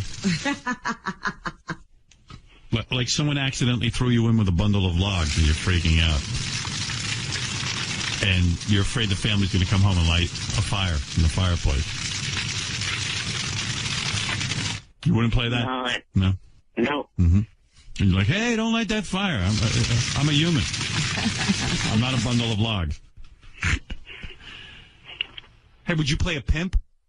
A man who is in charge of a stable of women? Yeah. Okay. You All right. would? Oh, okay. Oh. How about a drug kingpin? Oh, you play that. No, that. No? Wow. I can do this all day. It's like, what would Eric play is the game. Like, you just think, what if you're a drug kingpin, but they're legal drugs? Oh, stop. I'm trying. Turns out he's like the you're guy broke. who commands all the aspirin. Hey, you're broke, and you're like, no one wants to buy my drugs because I don't want to get into the illegal drug trade. So I'm just dealing aspirin and like over-the-counter drugs, like Claritin, nasal spray, Tylenol. And people are like, well, I could go buy that in the store. Why would I buy that from you? Would you play that? I'd have to think about that. Wow. Ask him a question, Howard. Yeah. What's to think about? Like, what's the big dilemma? I don't know. I have a He great doesn't role. even know. Please consider this one. Bold and beautiful. So there's this guy, kind of like this kooky millionaire. That's you. And you decide you want to invent a new sport. And you're like upset because, hey, you have physical disabilities and stuff. So you become a dog jockey. Like you ride Great Danes. And then all of a sudden, you're trying to just get other people to ride Great Danes. And you want the sport to take off.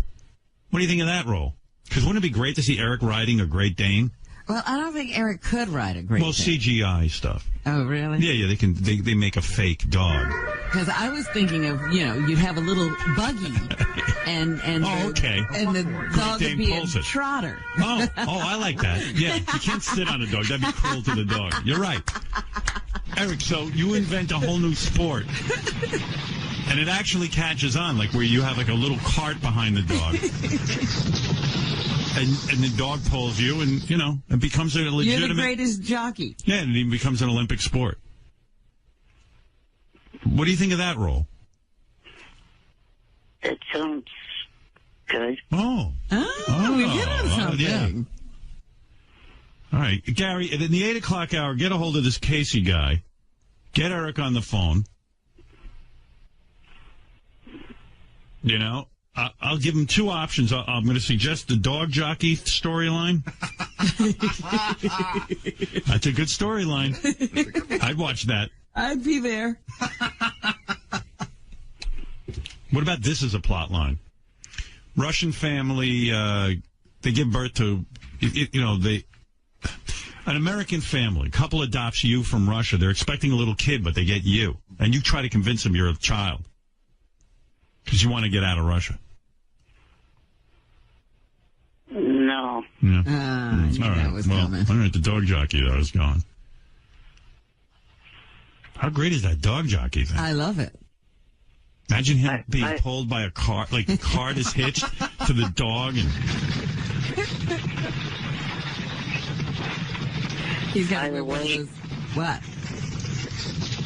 By the way,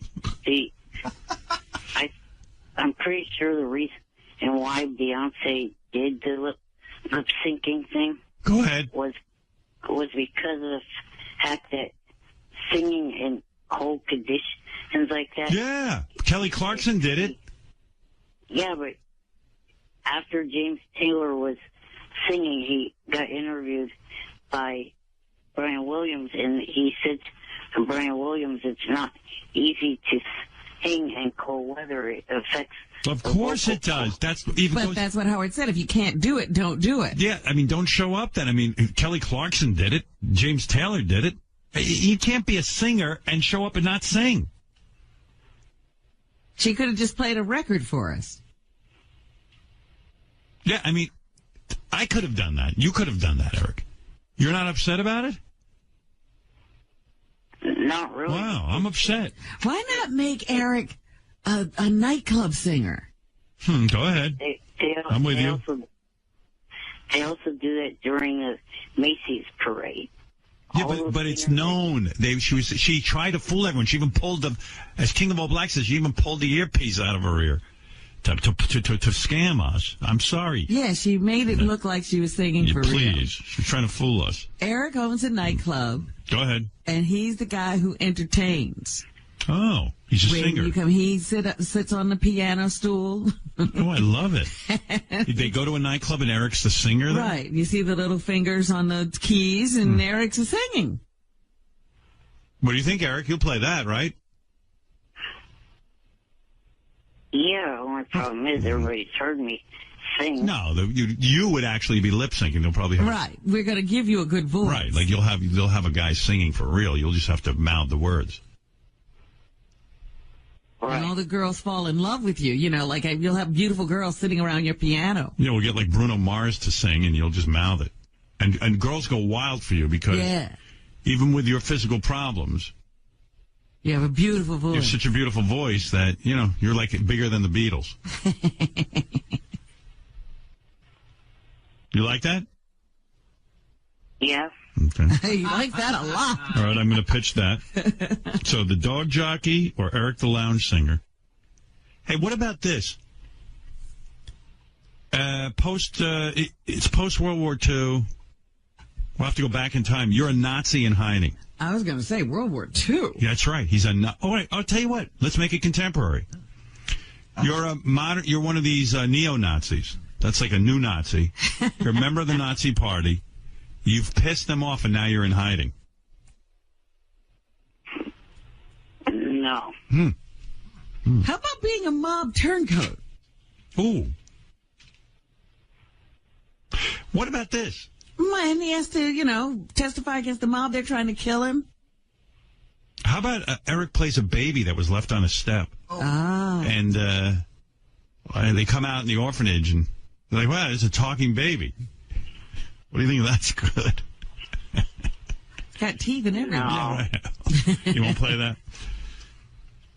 How about an Al-Qaeda sympathizer? Like, you're an American, but you're plotting, like sort of like Homeland. You were seduced by Al-Qaeda, gorgeous woman from Al-Qaeda. She's a reporter for Al Jazeera. Not saying there's any Al-Qaeda members in Al Jazeera, but this woman happens to be. She recruits you. You become an enemy of this country. And you're contemplating blowing yourself up for Al-Qaeda. And he's making a suicide tape? Yes. That's where we see him in the first scene. He's like, wow, I'm sympathizing with Al-Qaeda. I'm going to blow myself up. You've been told that I'm crazy. Right. But I am here to tell you I'm not. And I do love my country, but we've done wrong. What do you think of that? That's an interesting part. No? No. What? Was that a no coming? That was That's a a no. great part.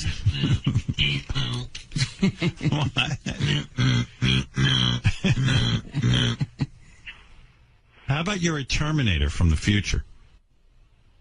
Well, this is a terrible Terminator. But everyone, Terminator. but I'm bold and beautiful. Everyone, even the women, kick your ass. All right, I've got my two plot lines: the dog jockey and Eric the lounge singer, and I will take care of this in the 8 o'clock hour. Okay, Eric? If I can get this gentleman on the phone. Okay. All right, talk to you later. Bye. I guess you'll call me back. If I can get him on the phone. Right. If not, we'll have to wait till like next week. All right, no problem. All right, later.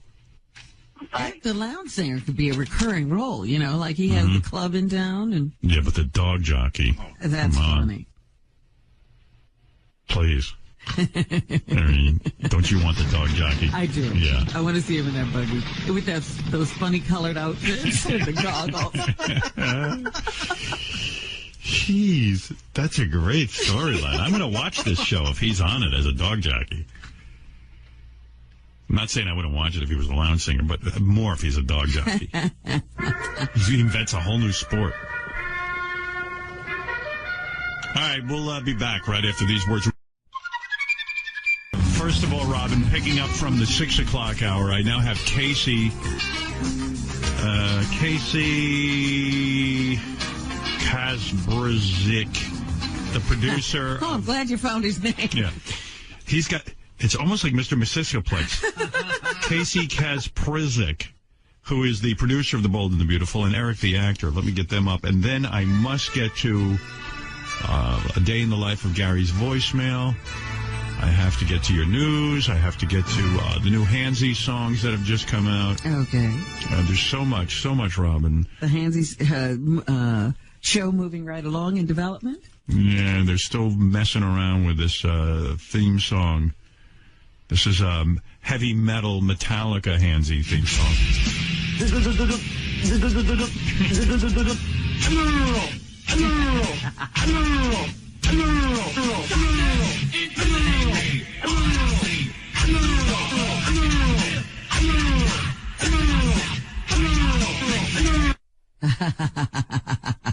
like that one? I do. I do, too. I think that might be it. All right, this is Casey McSixaplex from Casey McSixaplex. Are you there? Hey, good morning, Howard. Good morning, my friend. And let me get to Eric the actor. Are you there, Eric the actor? Yes, I'm here. All right, let's ready to negotiate. I hear Eric is using his negotiating voice. By the way, for those of you who didn't tune in at 6 o'clock this morning, first of all, shame on you. But second of all, this is the letter I received from Mr. Casey Kasperzflix. Well, how do you pronounce your last name? How do you pronounce your last name, Casey? You said it correctly, Kasperzik. Oh, okay. Thank you. First time. See, let's see if I can do it again the second time. I'm not sure who to talk to about this, but I'd like to offer Eric Lynch or Eric the actor a part on The Bold and the Beautiful.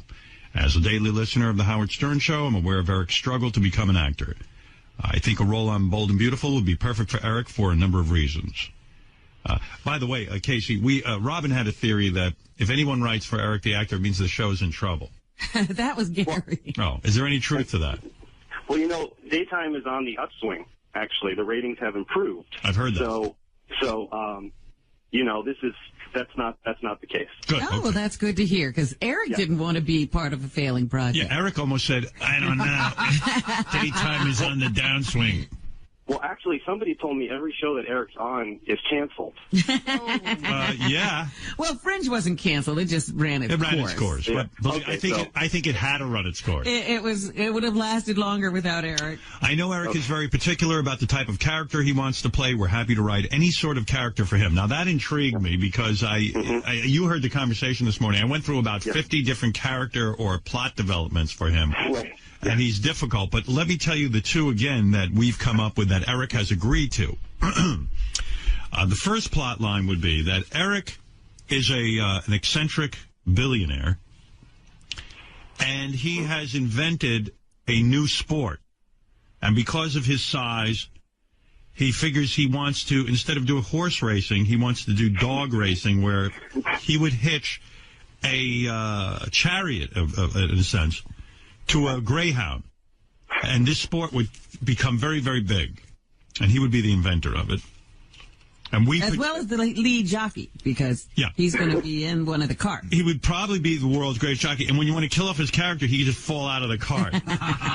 And you get trampled by the other dogs. That's right. Yeah. And then eaten by dogs. I got to see that. Okay. That would be one plot line. Okay, got it. The other plot line would then be Eric the lounge singer. Ooh, okay. Where Eric, I don't know what the situation would be, but somehow he's the guy. Somehow there's a club, and he's the guy who, and all your lead characters fall in love with him. Right, like they're like, wow, that guy looks a little strange, but my God, he has such a soulful voice, And, like I don't know, like maybe it's like at a very high end, like a private airport or something, and they have entertainment for the rich people, and some of your characters come in, and he's sitting there in his wheelchair, but he's on the piano, or maybe he's even balanced on the piano. Sitting on the piano? Yeah, like next to a potted plant. With his legs crossed. Yeah, and like he's sitting there, and all of a sudden he breaks into, a whole lot of love, but, kind of his version of it. And he doesn't have to be singing. I mean, it could be lip-synced. Oh, okay. And he sings like this incredibly beautiful version of a song. And the character's like, oh, my God, that guy. I mean, I wasn't attracted to him when I walked in, but Jesus Christ, when he sings, I just get excited. That's actually very, very interesting. and that's something that we should do. But I was thinking combining both of those. Go ahead. A billionaire who can sing. A Greyhound driver by day. Would you be willing to do that? I mean, because then I'll make this happen. I mean, I'm not just giving Eric away. Well, because what's important... And by the way, can he live in a haunted Jack-in-a-Box? Like, well, we take place in, the real world, so we don't have surreal things like that. You don't have the fairy tale. Well, why is that a fairy tale? That he lives in a Jack-in-the-Box? Martin, I mean, yeah, but I'm talking about the lounge singer who also invented... No. He was just talking about the Jack-in-the-Box. Right. The Jack-in-the-Box. But this is... I was thinking he could be kind of a retired dog jockey of sorts, but now he has a career as a cabaret singer. Yeah, I'm up for that. Yeah. Does he still wear those jockey outfits? What if he's like, hey, Eric, would you play, like, let's say you're like a Richard Simmons type exercise guru, except you were in a car accident. So you still teach exercise classes, but you have to do it from a wheelchair. No. No? Okay. Well, that's okay. I got the other two. The main thing, though, is I just want to hear some passion and enthusiasm from Eric. I want to know he wants to do this. All right, I'll let you guys talk. That's a fair enough request. Eric, Casey's saying, like, are you into this or what? Yeah, I'd be into it. Okay. Can I ask you a couple questions? Go for it. Okay. Have you ever watched The Bold and the Beautiful? No. Okay. Can you memorize dialogue? Yes. How are you at taking direction? I mean, sorry. What did you say, Eric? I'm good. Okay. Can you work fast? Yes. Yeah, because soap operas, they work fast. Yeah, I got to tell you, my wife did a couple of scenes, a couple of days or weeks on a soap opera, and she says they throw a lot of lines at you. We do 2 episodes a day. Eric, that's known in our industry as quick turnaround. Quick, exactly. Right, Robin? 250 episodes. Absolutely. Yeah. These shows you've been on, Eric, they're weekly shows. Yeah, this is quick turnaround. And I sort of wanted to create a character for you, Eric, that could reoccur. You know, I don't want it just one time. That's why I thought of the lounge singer. Yeah, that's perfect, Robin. I love that. Yeah, but he's got to be a former dog jockey, or else this doesn't go any further. Maybe there's a picture of him on a dog hanging behind the piano or something. With the mud on his goggles. Yeah. Like someone works into the dialogue. Go, oh, what is that picture of you in with the dog? And you go, oh, I used to ride greyhounds. I was the world's greatest dog jockey. I was a great dog jockey, but that was another time, sweetheart. But does Eric sing? Do you sing, Eric? No, He's going to need help in that area. He's going to lip sync. And then have you had acting training? Oh, forget it. Eric, he didn't hear your answer. I didn't hear it. Well, if no one had talked over me, but I said no. Okay. Would you be interested in getting some training? I guess. Because here's the thing. We get stacks and stacks of headshots every day from people wanting to be on the show. Sure. So we're going to take a part away from them to give it to you. No, you got to understand. So Eric doesn't want to actually do any hard work learning the craft. Eric is a very special kind of actor. Eric's the kind of actor. He doesn't want to learn. Yeah, like Eric's the kind of actor that really has no training. Doesn't want to study. Doesn't want to put any effort into it, and he just wants everything handed to him. And he wants to play roles close to who he is. Right, and doesn't really want to actually sweat it out and do work, and he's not morphing into anything. A lot of times we say to casting people, he's Marlon Brando without talent. Think of him like that. I mean, let's be honest, right? Do I have that right, Eric? You don't want to actually do any work. I don't know about that. I mean, you haven't so far. You call yourself Eric the actor, and you've never pursued one class. Yeah, I mean, Casey's saying, hey, we need you to take some acting lessons. You're just not even going to put yourself out there, right? I mean, I guess I would. What are you talking, Casey? Does he need like a coach? Well, our casting director could work with him. I see. Before he appears. Because, you know, Good luck. Can we film that? Absolutely. Yeah, I want to see the casting director's head explode. You're gonna choke me to death. I mean, like, wouldn't that be funny, Robin? Like 7 hours in, but and I'll produce it where we have the clock turning, and and 7 hours later, Eric's no better at it than the guy has no hair. His hair just pulled out in back. It's like, you know how they show those pictures of Obama, how he's aged in the White House. Like the casting director, just 7 hours of working with Eric is just, and then like Casey walks in and goes, "Well, how's it going?"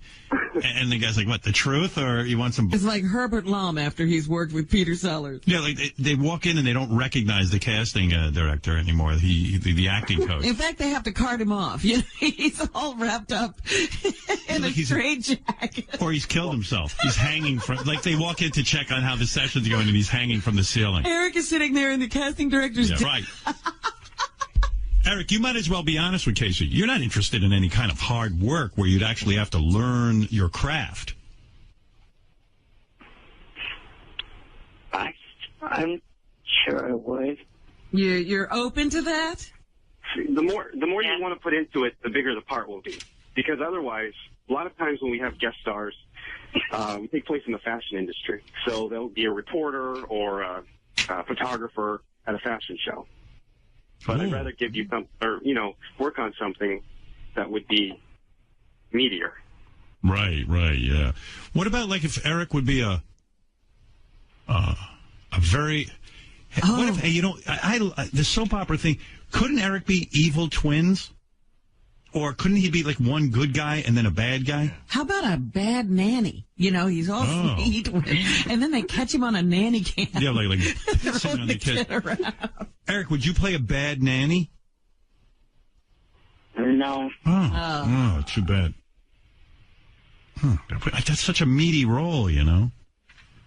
Hey, we've hired a babysitter. I mean, that's Emmy stuff. And then he's like, "Hey, hi, everyone. Hey, everyone's doing." You know, and then the parents leave, and he just starts like fucking whacking. That could build. You know, Yeah. First he's a good guy, and then we see him not being so good over like an arc. Let's get down to what Eric's really interested in. He's not really interested in working hard or actually learning his craft. He just wants a lot of money. How much? And the rider. He loves a good rider. And he loves soda in his dressing room. That's what he's after. All the perks. A dressing room with Pepsi. Yeah, Eric, lay it out for Casey. What it's going to take to get you in there. Where do you shoot first of all? L.A.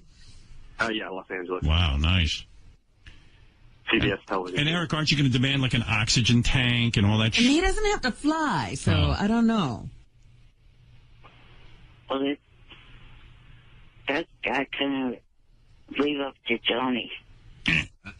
Oh, you don't do those kind of negotiations. We do have a budget, you know, so we'd have to negotiate this writer. Well, here's Eric, fake Eric, to negotiate with you. Go ahead, fake Eric.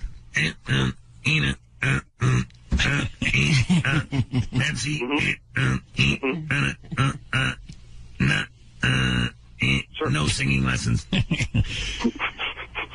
Okay. Oh, so you want Johnny to talk to Casey next?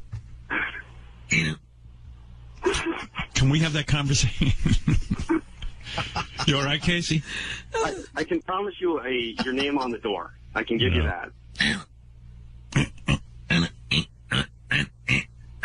The actresses visit me, so I can stare at them. Whomever is doing that, shut the fuck up. Well, it That sounds is not what I sound like. maybe on Monday we'll do the negotiating. We'll get Johnny on the phone, and I don't know. Who wants to hear all that? I also want to let Eric know our show's seen around the world. It's the #1 daily watch drama series. So you'll be an international star. How many people watch that show? Really? Be honest. Don't give me the hype. In the U.S., Yeah. we have our latest ratings were 2.6. So that's, yeah. I just looked. I think last week they had 3.7 million viewers. They're the #2 show, I think. #2. Wow. Eric, what do you think of that? Will I be seen in Qatar? That's Cutter. Ignoramus. Everyone knows that. Wow. Eric, what do you think? You excited? Sounds interesting. Just interesting. He doesn't commit. No, he's really. I think that's, that whole negotiating thing. He's not really going to commit to anything till Johnny locks it in. Yeah. How many days do you think you need him initially? Well, probably just one to start, and then we'll see how it goes. What does a guy get for 1 day's work on there? An under 5 is... Yeah, he's definitely under 5. What are you, 3-something? Under 5 is about... No, we don't mean height, Robin. We mean lines. Yeah, he's definitely under 5 foot. How many? You're not going to give him more than 5 lines? Well, I mean, we can... I have to go back to my boss and pitch it to him who writes the show. Right. And figure that out. But normally... depending on the role, yeah. Well, I mean, I'm just saying an under 5 is, the basic, and then there's a principal rate. All right, what's the principal rate? Because he wants to be a principal. Well, he's going to go with the under 5. We can negotiate with him because I know there's travel involved. There's other expenses, right, Eric? Wow. Yes. You're in Oakland, or where are you? Up north. Sacramento. See, so. Are you there fly or drive? Are there werewolves in Los Angeles? Because Eric, we put him into a project the last time where there was talk about there might be werewolves. This was in New Mexico. Eric he wanted nervous. a werewolf net or something. I heard there were werewolves in New Mexico. I also like the idea that he was a modeling agent. Yes, he tried. We deal with a lot of models, so. He would love that. How about he plays a modeling agent who wears a diaper? Would you play that, Eric? No diapers. Okay. All right. Okay. Trying to get some... Yeah, I don't think Daytime's done that storyline with someone wearing a diaper. The social issue. Shit my pants. Heidi Klum, change me. No, all right. We know the areas Eric is comfortable with. All that's left is the negotiation. So, how would you like to handle this, Casey? Eric? Do you want me to send Casey your information? Sure. All right. I'll get back to you today. All right. Okay. That's usually Eric. That's usually where you say thank you. Thank you. Yeah. You're welcome. And by the way, Howard, I have nothing else to do with killing those shows. Eric. It's the 5th and final season, regardless if I was on it or not. A lot of people are blaming you for the end of Fringe. J.J. Abrams called me, said, as soon as we put Eric on, we got a cancellation. You know what? I just have to tell Casey, don't write any comedy for Eric.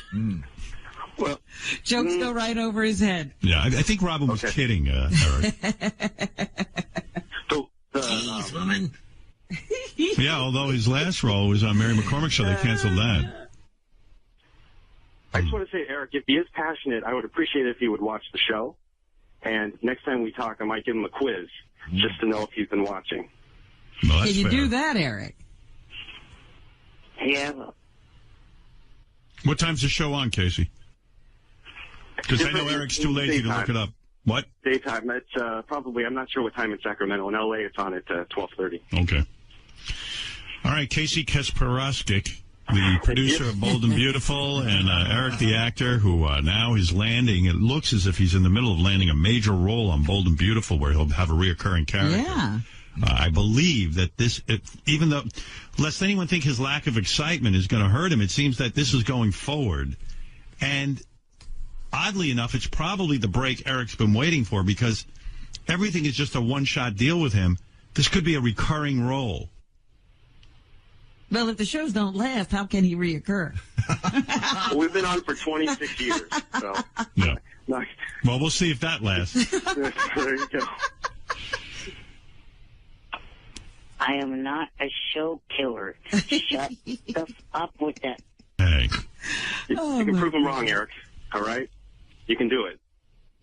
I tell you, with the enthusiasm, I can imagine, Casey, you see actors come in there, when they audition, they're just full of energy. I mean, this guy, talk about a lack of excitement. He's not even auditioning, and he's just, You would think the way he's behaving, he was auditioning for the role of a houseplant. It's almost 6 a.m. here. So What's what? that got to do with anything? Dude, you're getting offered a reoccurring role on The Bold and the Beautiful. We're more excited than you. I'm half awake because I took NyQuil.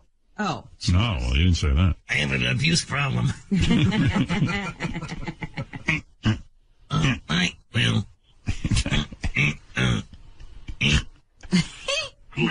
I can't wait to see this show.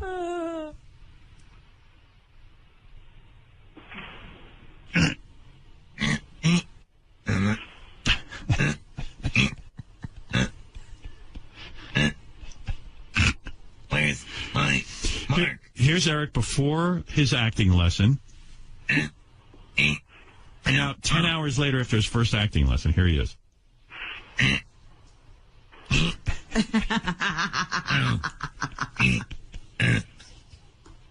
Whatever kid's doing that, shut the fuck. All right. Eric, good luck with your negotiation. And This is a big break. And why couldn't you be more energetic, Eric, over there? NyQuil. You're half asleep? It sounds like you're falling asleep. You sound like the dog in Caninus. Casey, good luck to you and the show. What an opportunity for Eric. Well, thank you for entertaining it and putting it, helping to put it together and put us in touch. All right, I'll facilitate that. Eric, you can thank me now. Thank you. Nothing like dragging a thank you out of it. Yeah, don't overdo it. All right, thank you. And by the way, what? I was going to thank you. I was going to thank you regardless if you prompted me or not. All right. And by the way, I do want to say, Casey, Eric is not a show killer. Good to know. Good to know. Good to know. All right, Casey, good luck. Pleasure to speak with you. Eric, thank you. Bye. Thank you. Bye-bye. Bye. All right, Robin. Oh, that's going to be great. That's going to be a good show. Eric's going to have to take acting lessons. Hey, as long as we're on this theme here. I tell you, I was thinking about Hansy all weekend now because of that song. And I was like, it's funny. His name is Imran Khan. And then I got to ask him the next time we speak to him. And then he decided to give, I don't know who gave him the nickname Hansy. Hansy. But Hansy's, like, why not become Paul or Johnny or Jimmy? You know what I mean? Hansy is as bizarre as Imran. Yeah. But Imran is cool. But why does he like Hansy better than Imran? I would think they're on par with each other. I have a million questions about it. I think that maybe his mommy calls him Imran. I don't know, but if you're going to reinvent yourself, why be Hansy? That's an equally confusing name. Let's see. Eric the actor. Good morning. Hello, Eric. Let's see. Maybe the phones are on. Eric, you there? Oh, there we are. Okay, there we got him. Okay, Eric, go ahead. I'll give you one thought of the guy's name. Maybe he was a very handsy person. What do you mean? Hands-on, touching a lot. I doubt he was hands-on. He stays in his house. Yeah. But the reason why I call it because I'm annoyed with both Johnny and Gary. All right. Because of the fact of the two of them did not communicate well to end up getting me through the birthday bash. Yeah, you're going to miss a big party. Yeah, this would have been right up your alley. I mean, with all the celebrities that are coming. And, but I got to tell you, Eric, you're one of those guys that really does blame everyone for their horrible situation in life. You should be more handsy-on. Like Hansy. You should be more hands-on. Eric, this is 100% on you because you and I had that conversation. You never said to me at the end of the conversation, hey, Gary, call Johnny and work it out. I said, get back to me and tell me what you need, and you just never called me back. Well, you could have checked in with me. I didn't want to be annoying. You know what, Eric? I got to tell you. You are annoying, though, because he's always annoying to people who don't want to be annoyed. Gary has an appropriate phone call he won't make. Gary has a huge job. He really does. And my hat's off to Gary. If I wore a hat, I'd take it off for him because, he's got a lot of responsibility. if I call him 50 times a day with stuff to do, and I'm just one person calling him. I mean, he's got a million things to do in his job. And he said to Hansy, he said to Eric, call me and let me know what you need. Right. Now, you couldn't be any more giving or present than Gary is. And you dropped the ball. What do you want Gary to do? Chase you around all day looking for you, Eric? Call you? Over here. I really want to get you to this party, Eric. Help me out. You're like a needy woman. I didn't want to be an annoyance, bugging him Oh, about. stop it. Since when don't you want to be an annoyance? You bug the shot of people all day. Eric, you will leave me tons of voicemails and email me ad nauseum for something that you want. And we had a nice conversation. You and I even agreed. You said to me, I don't know that we've ever spoken off the air and been this pleasant to each other. I said, I would really like you to be there. Tell me what you need. And what did you do, Eric? I didn't, but I... Well, so then whose fault is it? Whose fault is it that you're not coming to the birthday show? I was trying to play it cool for once. Play it cool? Why Well, were you... there you go. Now you're cool. Well, a guy, you're the coolest. You're almost, because you're not showing up. Yeah, a guy calls you up and says, Eric, what do you need to get to the birthday show? And you don't call back. That's it. Over. The other reason why it is on Johnny's chat is because he found a company that wanted me to be there. And he should have gotten... Everyone should have. Everyone should have.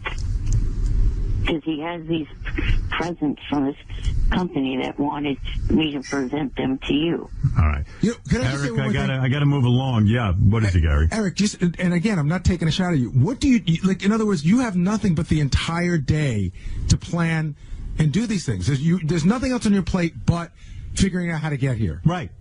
You had one thing to do. One thing. I don't have the right connections to get... You don't have to stop. Eric, Stop. You would have called me back and you would have said, listen, Gary, and it needs to be me and a handler. You'll have to call the airline. And in fact, we even talked about how he doesn't like to fly. But you know what the other thing Eric does? He does this thing where he holds off. Like, you guys want me there? As soon as you say, hey, Eric, we'd like to have you there, then it all of a sudden becomes a big, like, you guys want me there. Am I getting paid? Am I this? Am I that? I know what was going through. So I'll tell you, this is the real story. You want the real story? This is how Eric thinks. I'm right in Eric's head. Gary called about some birthday show, and this is when the birthday show, no one was clear what it was. They want me there. I'm going to, in other words, he passively aggressively wants to sort of bust your balls now that you want him to do something. I have to see. I'm not going to that. I remember. See, I expected that's what it is. And now all of a sudden he realizes nobody gives a f if he's there. He would have had a good time. It would have been his big night, because to all these big celebrities who listen to our show, he would be a celebrity. They'd all come over to meet him. Jimmy Kimmel really, really wanted him there. Yeah. I can tell you a couple other people who are going to be in the audience who are huge names. Academy Award winners who wanted to see Eric there. But Eric's not going to meet him and hang with him. It would have been the night of his life. You missed out on the night of your life because you know what? You're being coy. You always think we have some agenda. You always think you can get something. You should have hopped all over it, said, Gary called, wants me to go to the birthday show. I'm going to begin telling him what I need. I thought the call back to me was going to be, I need 2 tickets because I got to bring a guy with me, and you have to order me some oxygen tanks, and I need to get it a day early because my back hurts when I fly, and that's all I wanted. And we would have done it. Yes. But did you get any call, Gary? No. 0. Wow. And that ain't Johnny, that's you.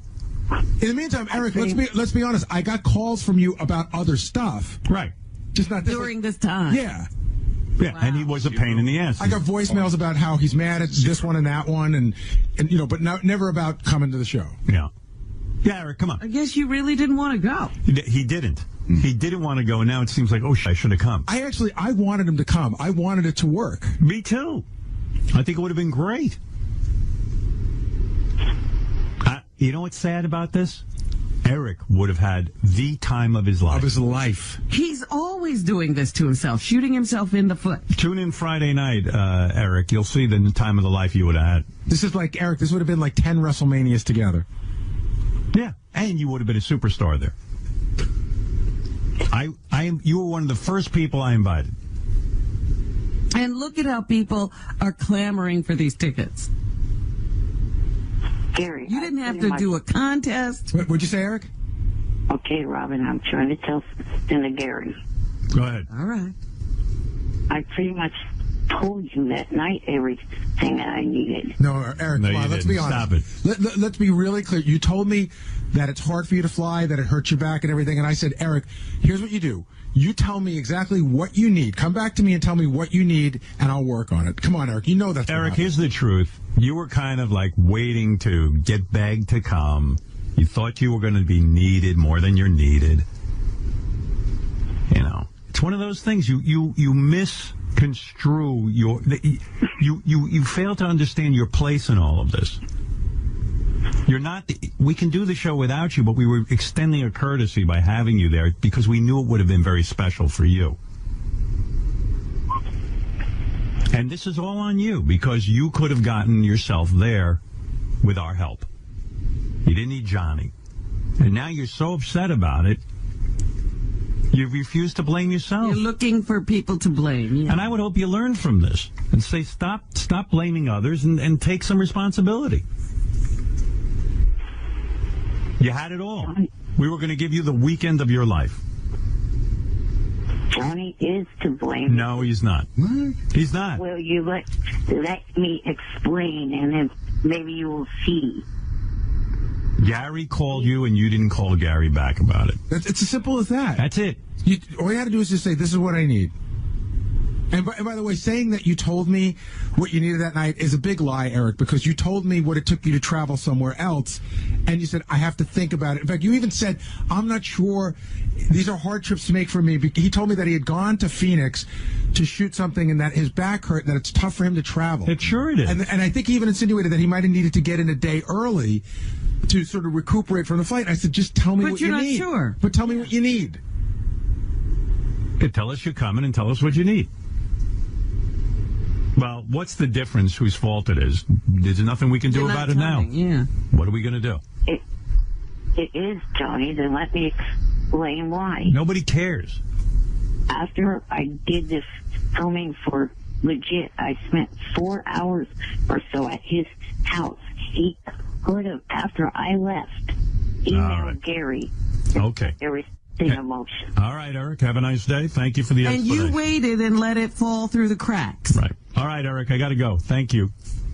Enjoy the show Friday night. What you can do, since you won't be there, is you can listen to it, and also, starting all day, we'll have the lead up, then we have the whole red carpet events, which you would have been on. You would have been on the red carpet greeting all the celebrities. You know, and I mean big celebrities. You would have done the red carpet even. Yeah, of course. Eric the actor. Yeah. And by the way, also, there's going to be an amazing experience on SiriusXM.com and HowardStern.com where you can get pictures and video streaming the whole time. And anybody who wants to listen can listen through both of those websites. It's open to the public. Okay? Thank you, Eric. Just to let it be known, I wanted to go from the get-go. Sure. Okay. Bye-bye, Eric. Well, you're not going. Yeah, that's little compensation. Yep. He didn't want to go, as far as I'm concerned. Because he would have been here. Ryan Lever is a pedophile. Ryan Lever is a pedophile. Ed Torrey and the lie detector guy is out in the hallway talking about he wants to get money for a porno film. He wants to produce a porno film. He's got an idea what for are you one. talking about? That's a creepy. What are you talking about?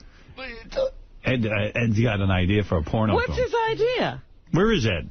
He wanted one on business cards. I hope you don't want it for that. It's lots of fun sucking. Ed, I never pegged you. I always pegged you as like this conservative guy. I didn't realize you want to produce porn. Oh, yeah, that was my big thing. I wanted to do a bukkake film. You know, creepy bastard. When I was younger, I wanted to either be a pimp or a cop, so I ended up being a How did you miss being a pimp? What's your idea for a porno film? Oh, you know what? I got to tell Robin something. Put the mic near your mouth. You know the hooker with the heart? She told me to tell you, say hello. You know the one that you read out about, you read the article about 6 months ago? What the Whatever. fuck are you talking about? The hooker with the heart. Jesus. Whatever. Remember that article you read about the cat, 1988? Well, to make a long story short. Please do. Yeah, Feel free. All right, okay. Go ahead, yeah. She got 3.5 years in prison, right? So she told me before she went up to prison, she said, listen, I got to listen to Howard. So I said, all right, I'll get you the Sirius. So I'm bringing the Sirius up, and she's going to hook up the antenna to the bars to enable to get the, the reception. Get the net. This is the short version. All right, okay. So how do you know this hooker went to jail for 3 years? Well, it was in all the papers. But how do you know her? Oh, I used to do all her lie detector work. She used to call me in, and I used to go in the green room, and I used to polygraph all the escort girls. You know, make sure they weren't stealing clients. You mean the madam to the escort girls hired you to polygraph all the whores to make sure they were giving the full cut to the madam? That's right. Wow. You got it right. Did you catch any whores who were trying to sidestep the madam? Oh, sure. It was no kidding. It was all the time. That's not too much pressure. Yeah, that's wild. They try to beat the madam out of customers. You know, they got clients, and they'll try to steal the clients. And what would they get, a lead pipe to the shin if they stole money? Any whores offer you freebies to lie? Oh, it was constant. Really? All the time. But God, the pussy I got. In fact, what? God, I was up to my knees in pussy. In fact, one of Martin Sheen's girls used to work for her, too. Martin Sheen? Charlie Sheen, you mean? Oh, what a young guy. Charlie Sheen. Yeah. How old are you, fucker? Jesus. Hey, so, you like Yucko? He's a Yeah, clown. Yucko's a good guy. I like Yucko. You like he's Yucko. all right. Yeah, he's all right. All right, whatever. So, Ed, tell me your idea for the porno All right, film. well, I was talking to Sal and Christy. That's the right guys to talk to. Right. Yeah, right. So I said, listen, why don't we hook up? I can get this hotel room downtown, and we'll bring in a porno. You can get a hotel room, you think? That's great. Porno actress. Go ahead. And we'll hook her up to the lie detector. Go ahead. And So it's a film about lie detection. No, it's porno. Right, a porno, right. Go ahead. So we hook her up. Go ahead. And as she, we ask her questions, Sal knows more about it than I told him. So Well, tell me. Forget Sal. I'm getting interested in this. Why should Sal have this idea? So what we do is we hook her up. Go ahead. And we ask her, like questions. Like, are you a filthy whore? Yeah, something like that. Right. Have you ever had sort of black guy in the last 2 weeks or something like that? And she says no. And you get the reaction on the poly. And then a black guy jumps out of the closet. I said, I had to you 2 weeks ago, so you're lying. I see.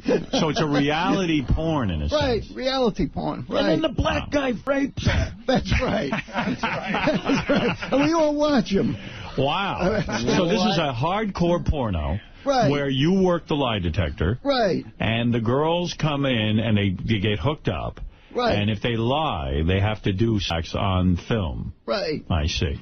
You got it. You got it right down. You should be the producer, man. At any point your penis exposed, or are you in it nude at all, or are you just the lie detector Well, I figure, guy? you have Sal walking around with no clothes on. What? What the? Isn't that? Yucko, what do you think of this idea? This is and I'm thinking Yucko, too. Yucko would be part of it, too. Yeah. Is this what Ed... Yucko, you got a part. No, I need money, but not that bad. Is this what Ed is talking about out in the green room? Yes. He's been pitching me and Doug Goodstein and anybody that walks by pitching me this movie. So is anybody going to get involved in this or what? I'm not getting naked. I don't see... You're not getting naked, buddy. Are you going to be nude in the movie? Would you clown outfit on? Fuck no. Why don't we give Ed Torian a bunch of dough and let him produce it for Howard TV? And then, he can get paid based on how many hits he gets. It's basically like the Internet. He's got Sal and Richard, the two producers of Super Stink, on board. That's right. Yeah, that's... Can you ask her if she ever screwed a clown and then Yucko jumps out of the closet and screws her? That'd be great. That'd be great. Okay. All right. Well, Ed, it sounds like an interesting idea. We're going to get back to you on that. We'll certainly mull it around. All right. All right. Thank you, Ed Torian, who is a lie detector expert, actually. All right. Thank you, Ed. Okay, take care. See you later, Ed. Ed, can you shoot ropes? Big thick. We need a big thick load on the back of some of these hookers. Can you shoot yourself in the face? He's great in a pitch meeting. What'd you think of that pitch? I mean, the guy's on fire. I think it's got some holes in it. You didn't like the pitch? It needs an ending. You didn't like the part where the black guy jumps out and rapes the hooker? That's the hook. Yeah. The hook? We need something around it. You feel he has a good delivery for a pitch meeting? Yeah. Yes, so, it's me. I get a hotel room. Sal's naked, and It's a black guy, and he jumps out. I don't know. Howard, you want to do this? I think it's Yucko. Yes, Richard. Ed sang some stuff for us today, too. Oh, did he? On Gary Preview page. Let's see what he's got here. Here we go again with the mouse. Right, it's the white one, right? No, this is the black one. Let me see. No, the white one's the browser. Don't ask what I got to go through.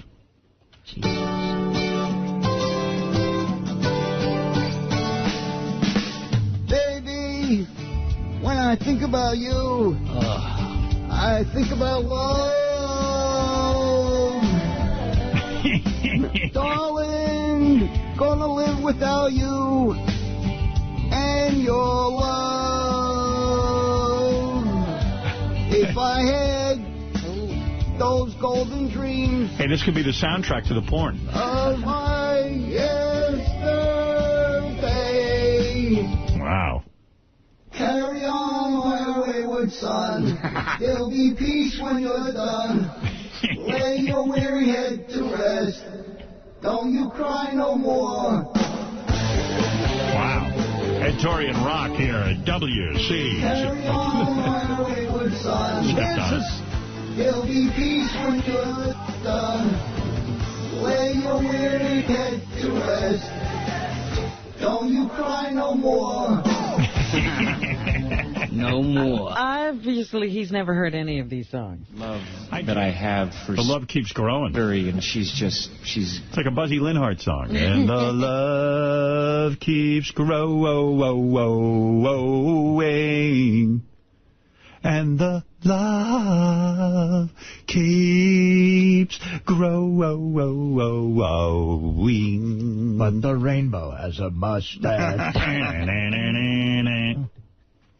Snot is running down its nose.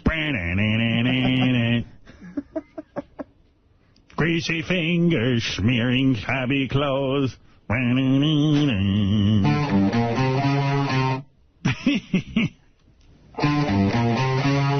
snot. Me and my cousin used to see how many 1976 Reds we could fit in that song.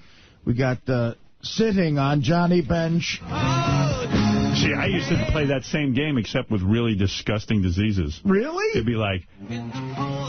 We go. We start again. Start from the top? Yeah. Here we go. Uncircumcised prick stripping syphilis. This guy I ever saw in my life. He was scary. He was like a true sort of, almost like witching type. Like a homeless guy. Yeah, like he reminded me of like a guy who had superpowers or something. Licking China doll's big clit. Caesar Geronimo. Jenny McCarthy takes a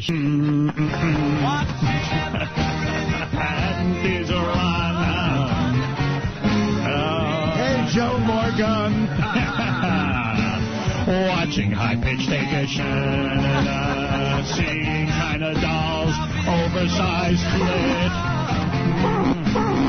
Gabe Concepcion.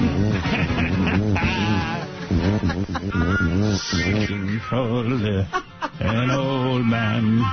All right.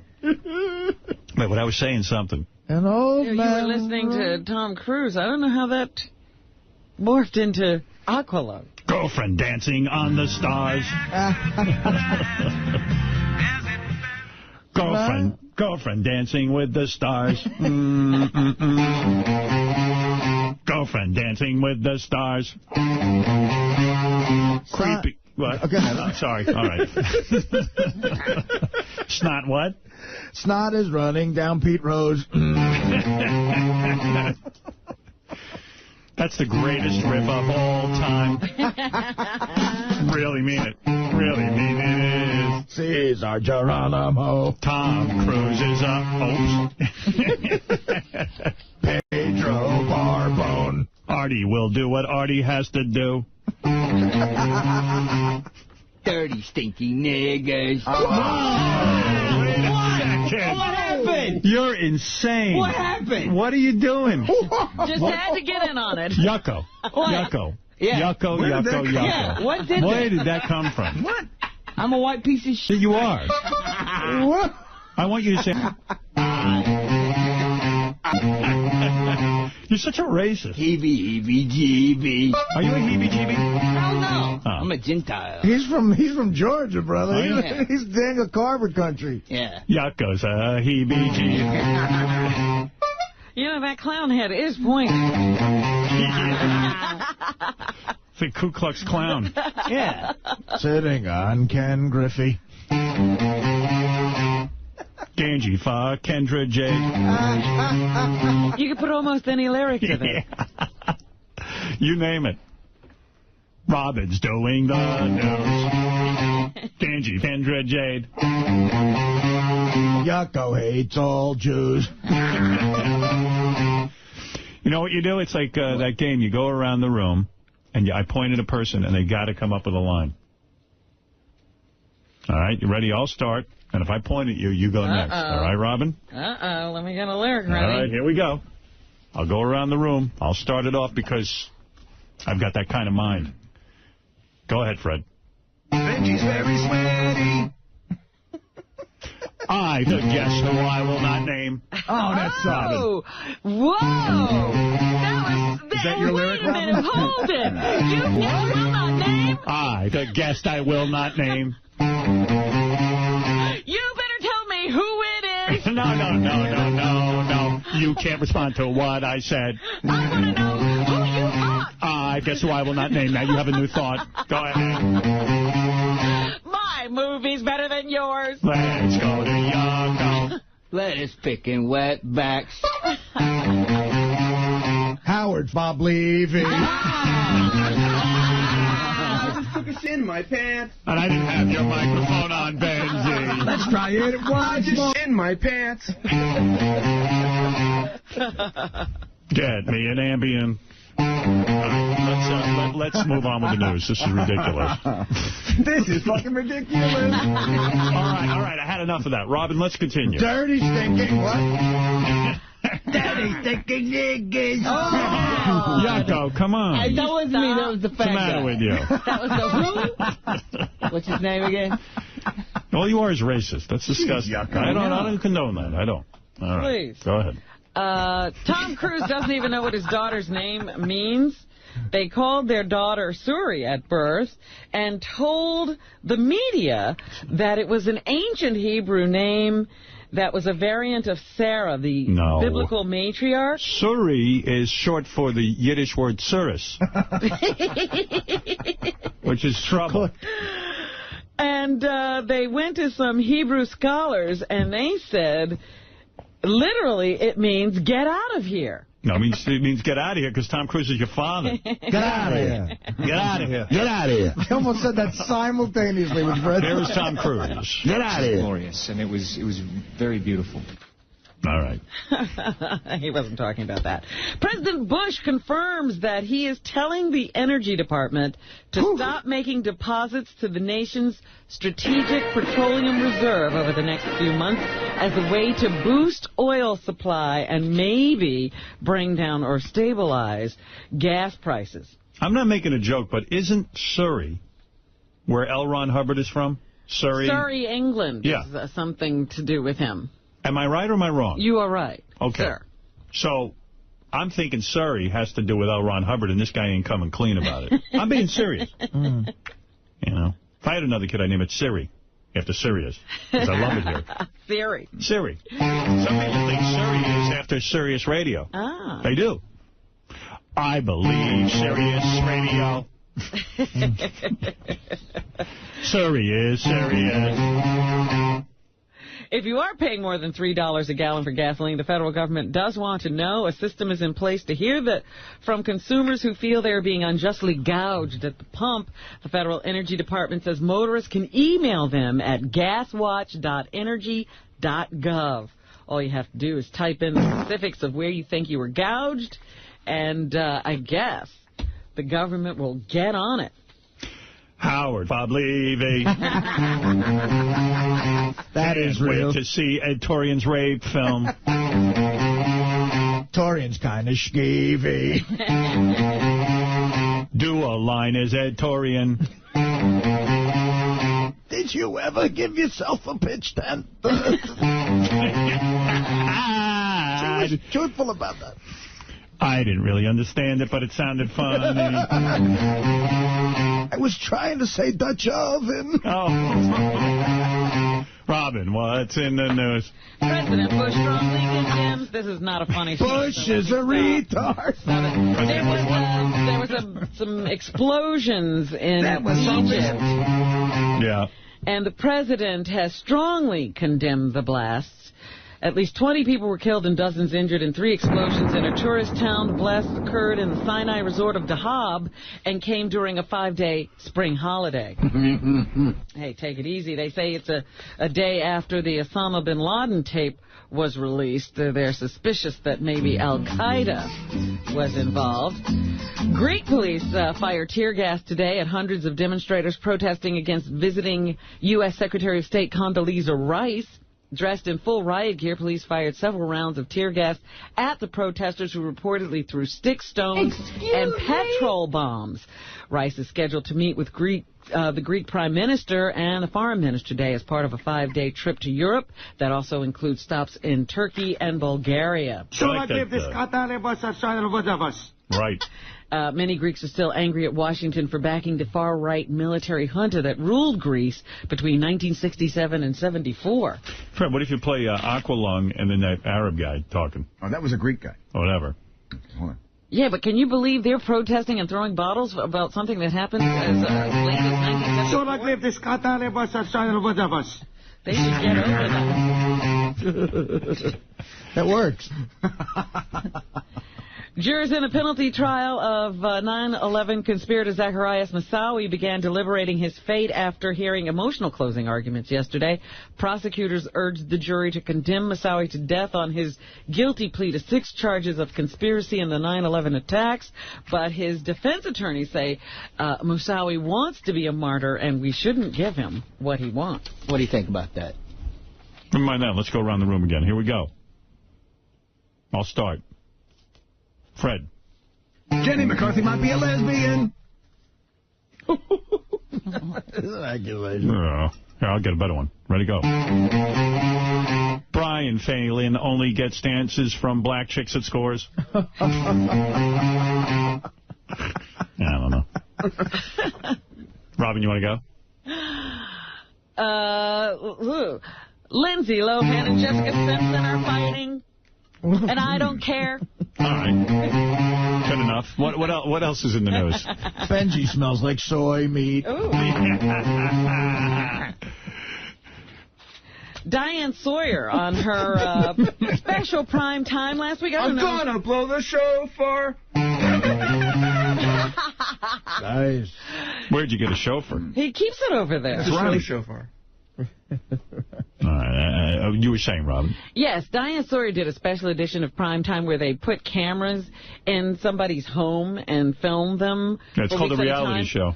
Well, it was more news because they were trying to determine what these blended families are like. It was a family where the father and his daughter from his first marriage lived with his new wife and the kids from his second marriage. Yeah. And the dad actually got so angry at the first child that he physically attacks her on camera. And now Diane Sawyer's being criticized for not stopping the attack, number one. Of course. And the upstate DA is looking into the Sawyer tape. Throw her in jail. Because of the beating. We have a little tape to show you or let you hear what happened, and I can't find the thing to tell you the number. Will Sal be at your party? Not if I can help it. Yucko hasn't said anything in 5 minutes. 2-7 is Joe Nelson hitting his daughter. Bull crap. What? I never lied to you. Never have I lied to you, you little bitch. You call me a liar. I think it's safe to say these mixed families don't do well. Shocker puss. I never lied to you. Never. Wow. And you mean everyone stood around while he beat the girl? Yeah, nobody stopped it. They just kept the camera going. This is what we've been waiting for. Imagine some guy is so out of it that he's beating his kid for the TV camera. Well, that was the thing. It was really weird because what you don't hear or see on the tape is the stepmother's sitting there. She's really so happy that the father's beating up on the girl that she's doing this on the couch. You know, she's mimicking the punches. Wow. Yeah, it was really ugly. And they showed it on television. Wow. And now it's being investigated. I'm a Lucian. Yeah. Did you see that a big Rebbe died? In the Satmar religion, the Hasidic. Rabbi Teitelbaum. Is that what his name was? Yeah, he's a big Hasidic rabbi. Moses Teitelbaum. And they said, you know, he must have been in his late 80s or early 90s, and they say that more than 60,000 Satmars are living here, and they had a big funeral for him. There was a lot of wailing and crying, and his two sons, they say, will now struggle to, you know, pull the reins on this organization. So God help us, Jesus. God and baby Jesus help us. They say there should be a power struggle between the two younger Teitelbaums. What's on your mind, Justin, in Toms River, New Jersey? Howard? Yeah. Hey, I was thinking, man, I think the reason Robin doesn't want Sal or Richard over there is, I don't know, as though Richard is invited. Richard's coming to the party. All right, then. I don't know if it's Sal, because I remember that story she told about John and not, he did something at the... All right, Rob, what else is in the news? Oh, my that goodness. That guy sounded high. That's a kite. Did you know that the Rolling Stones, Mick Jagger, will not give up a hotel room for the President of the United States? Why? I don't know. I just wondered how you felt about this. They think it's another form of protest. Mick has been opposed to the war in Iraq, and he was asked to give up this luxury suite so that the President could occupy it and hold a summit meeting, but he has refused. Yeah, I mean, what is that? The president can't get somewhere to stay? What's going on with America? I mean, really, he's the president.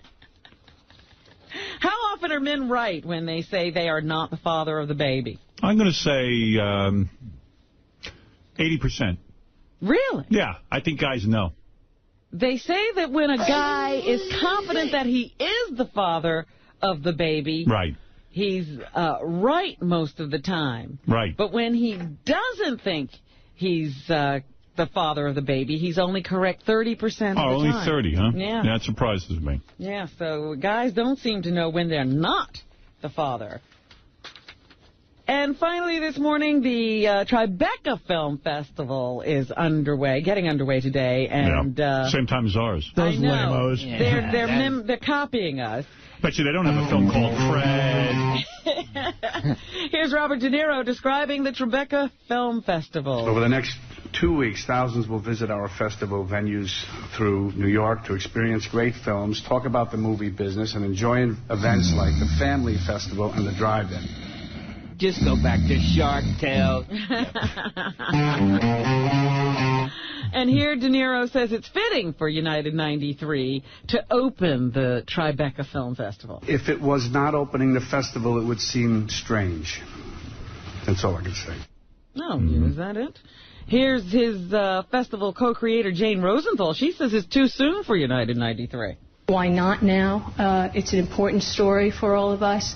I think anybody who has been affected by September 11th, whether you live here or live any place else in the world, you deal with it every day. And I just think it's a story to remind us of what we need to do to go forward.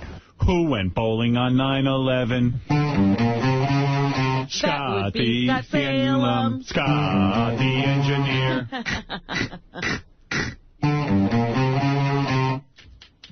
I couldn't believe it. Where are all the bowlers? A guy blew a load on my chest. I had a nose job. Casey got a tan on 9/11.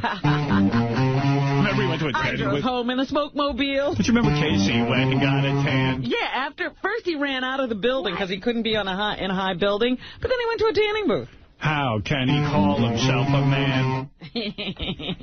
Anything else, or is that it? Yeah, Sally Field. I guess it's some anniversary of Gidget. It is the anniversary of Gidget. She is turning 60. She is an old fart. And she says she's fighting osteoporosis. Osteoporosis. Do you remember when she always looked eternally young? That was all. Sorry, I drowned you out. What did you want to say? I was like, not anymore. Yeah, right. But anyway, here she is about fighting osteoporosis. 2-4. All right. I have found that it's in epidemic proportions, and the Surgeon General has declared it a health threat along with obesity and Go away. You're no longer hot. Should have drank more milk. Get rid of that dowager's hump. Nobody needs a bent old Gidget. All your bones are weak. Yeah, Gidget all bent up from osteoporosis. Gidget has a hump. JD's nickname is the badass. Ladies, see my Gidget. You want her for your Valentine. Gidget. Gonna say it. She's all that you adore, but stay. I love that. I did too. What was the name of the actor who played her father, Robin? Quick. Oh, I don't know. Yeah. Yucko, what was the name of Gidget's father? Quick. Cocksucker. Cocksucker is right. Fred, do you know the name? No, I don't. Me neither. Oh, I didn't think you did. I don't know the guy's name. But he's a guy with white hair, right? Artie just said, Smokey and the Bandit. All right, now you gotta fill in with Sally Field's movies. You ready? All right. Artie goes Smokey and the Bandit. Norma Ray. Places in the heart. Who's next? Fred. Oh. I have no idea. Yucko. Soap dish and punchline. Very good. You, that's right. Give me some ribs. Wow. All right, you won a mouth-watering party from Carson's Barbecue. You want ribs? Yeah, you fuck got yeah. them. Baby back ribs, pork chops, cheesy potatoes, bread, brownies. You'll love it. That's Carson's. Call them at 800-GET-RIBS or on the web at ribs.com. Les Moonves has too much Botox. Smokey and the Bandit 2.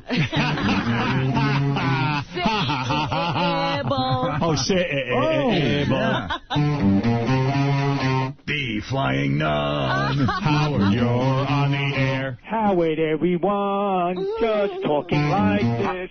You gotta wait. I want my daughter back. Where's Ralph? Not without my daughter. Hasn't called in. Oh, I'm sorry, Ralph. He's too freaking busy. With his dumb television. Who are we talking about? Ralph. Oh, Ralph. Ralph likes TV and cock. All right, we got to go. There's no Yucko, continuity. Thank you. I want to thank Jenny McCarthy, first of all, before I get to Yucko. Jenny McCarthy is going to have a book signing. She just wrote another book. She's quite prolific. Jenny McCarthy's book, Life Laughs, is available in stores, and she'll be signing copies of her book tomorrow afternoon at 1 o'clock at the Borders in Columbus Circle in Manhattan. The only author with dingleberries. And see Yucko this Saturday at Northern Lights in Clifton Park. Clifton Park, New York, that is. For tickets, call 518-371-0012. For more information, go to yuckotheclown.com. Thanks, Yucko. Let me remind you about Godsmack before I leave. They've got a new album out. This is the multi-platinum rockers back with their new album, Godsmack, 4 in stores today. It's the first single, Speak. It's been #1 on the rock charts for the past 8 weeks. It's their 5th #1 active rock single. 4 is a classic Godsmack. Their trademark tribal metal has made them one of rock's top-selling acts. Everyone knows Godsmack. The album represents a shift for the group. Not a shift for the group. While many of the songs still rock, melody is king and Confessions proves good for the soul. On The Enemy, lead singer Sully Erna admits his infidelities, and many of the album's lyrics deal with his past problems. This is one of the most honest albums Godsmack ever put out, says Billboard magazine. Along with Erna, the album is co-produced by classic rock legend Andy Johns. Godsmack has earned 4 Grammy nominations, And they've had 13 top 10 rock hits. Their last album debuted at #1 on the Billboard chart, selling over 268,000 the first week. Godsmack 4 in stores today.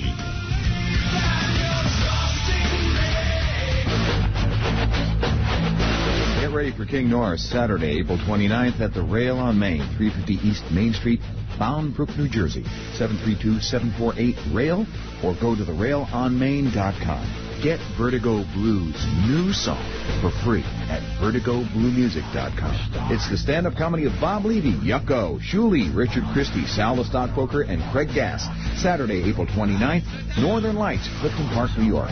Call 518-371-0012 for tickets. Friday, May 12th, stand-up comedy with the Reverend Bob Levy, Sal the Stockbroker, Shuley, Craig Gass, and High Pitch Eric at the Sherman Theater, Stroudsburg, PA. Call 570-420-2808 for tickets. And don't forget BenjiBrahma.com.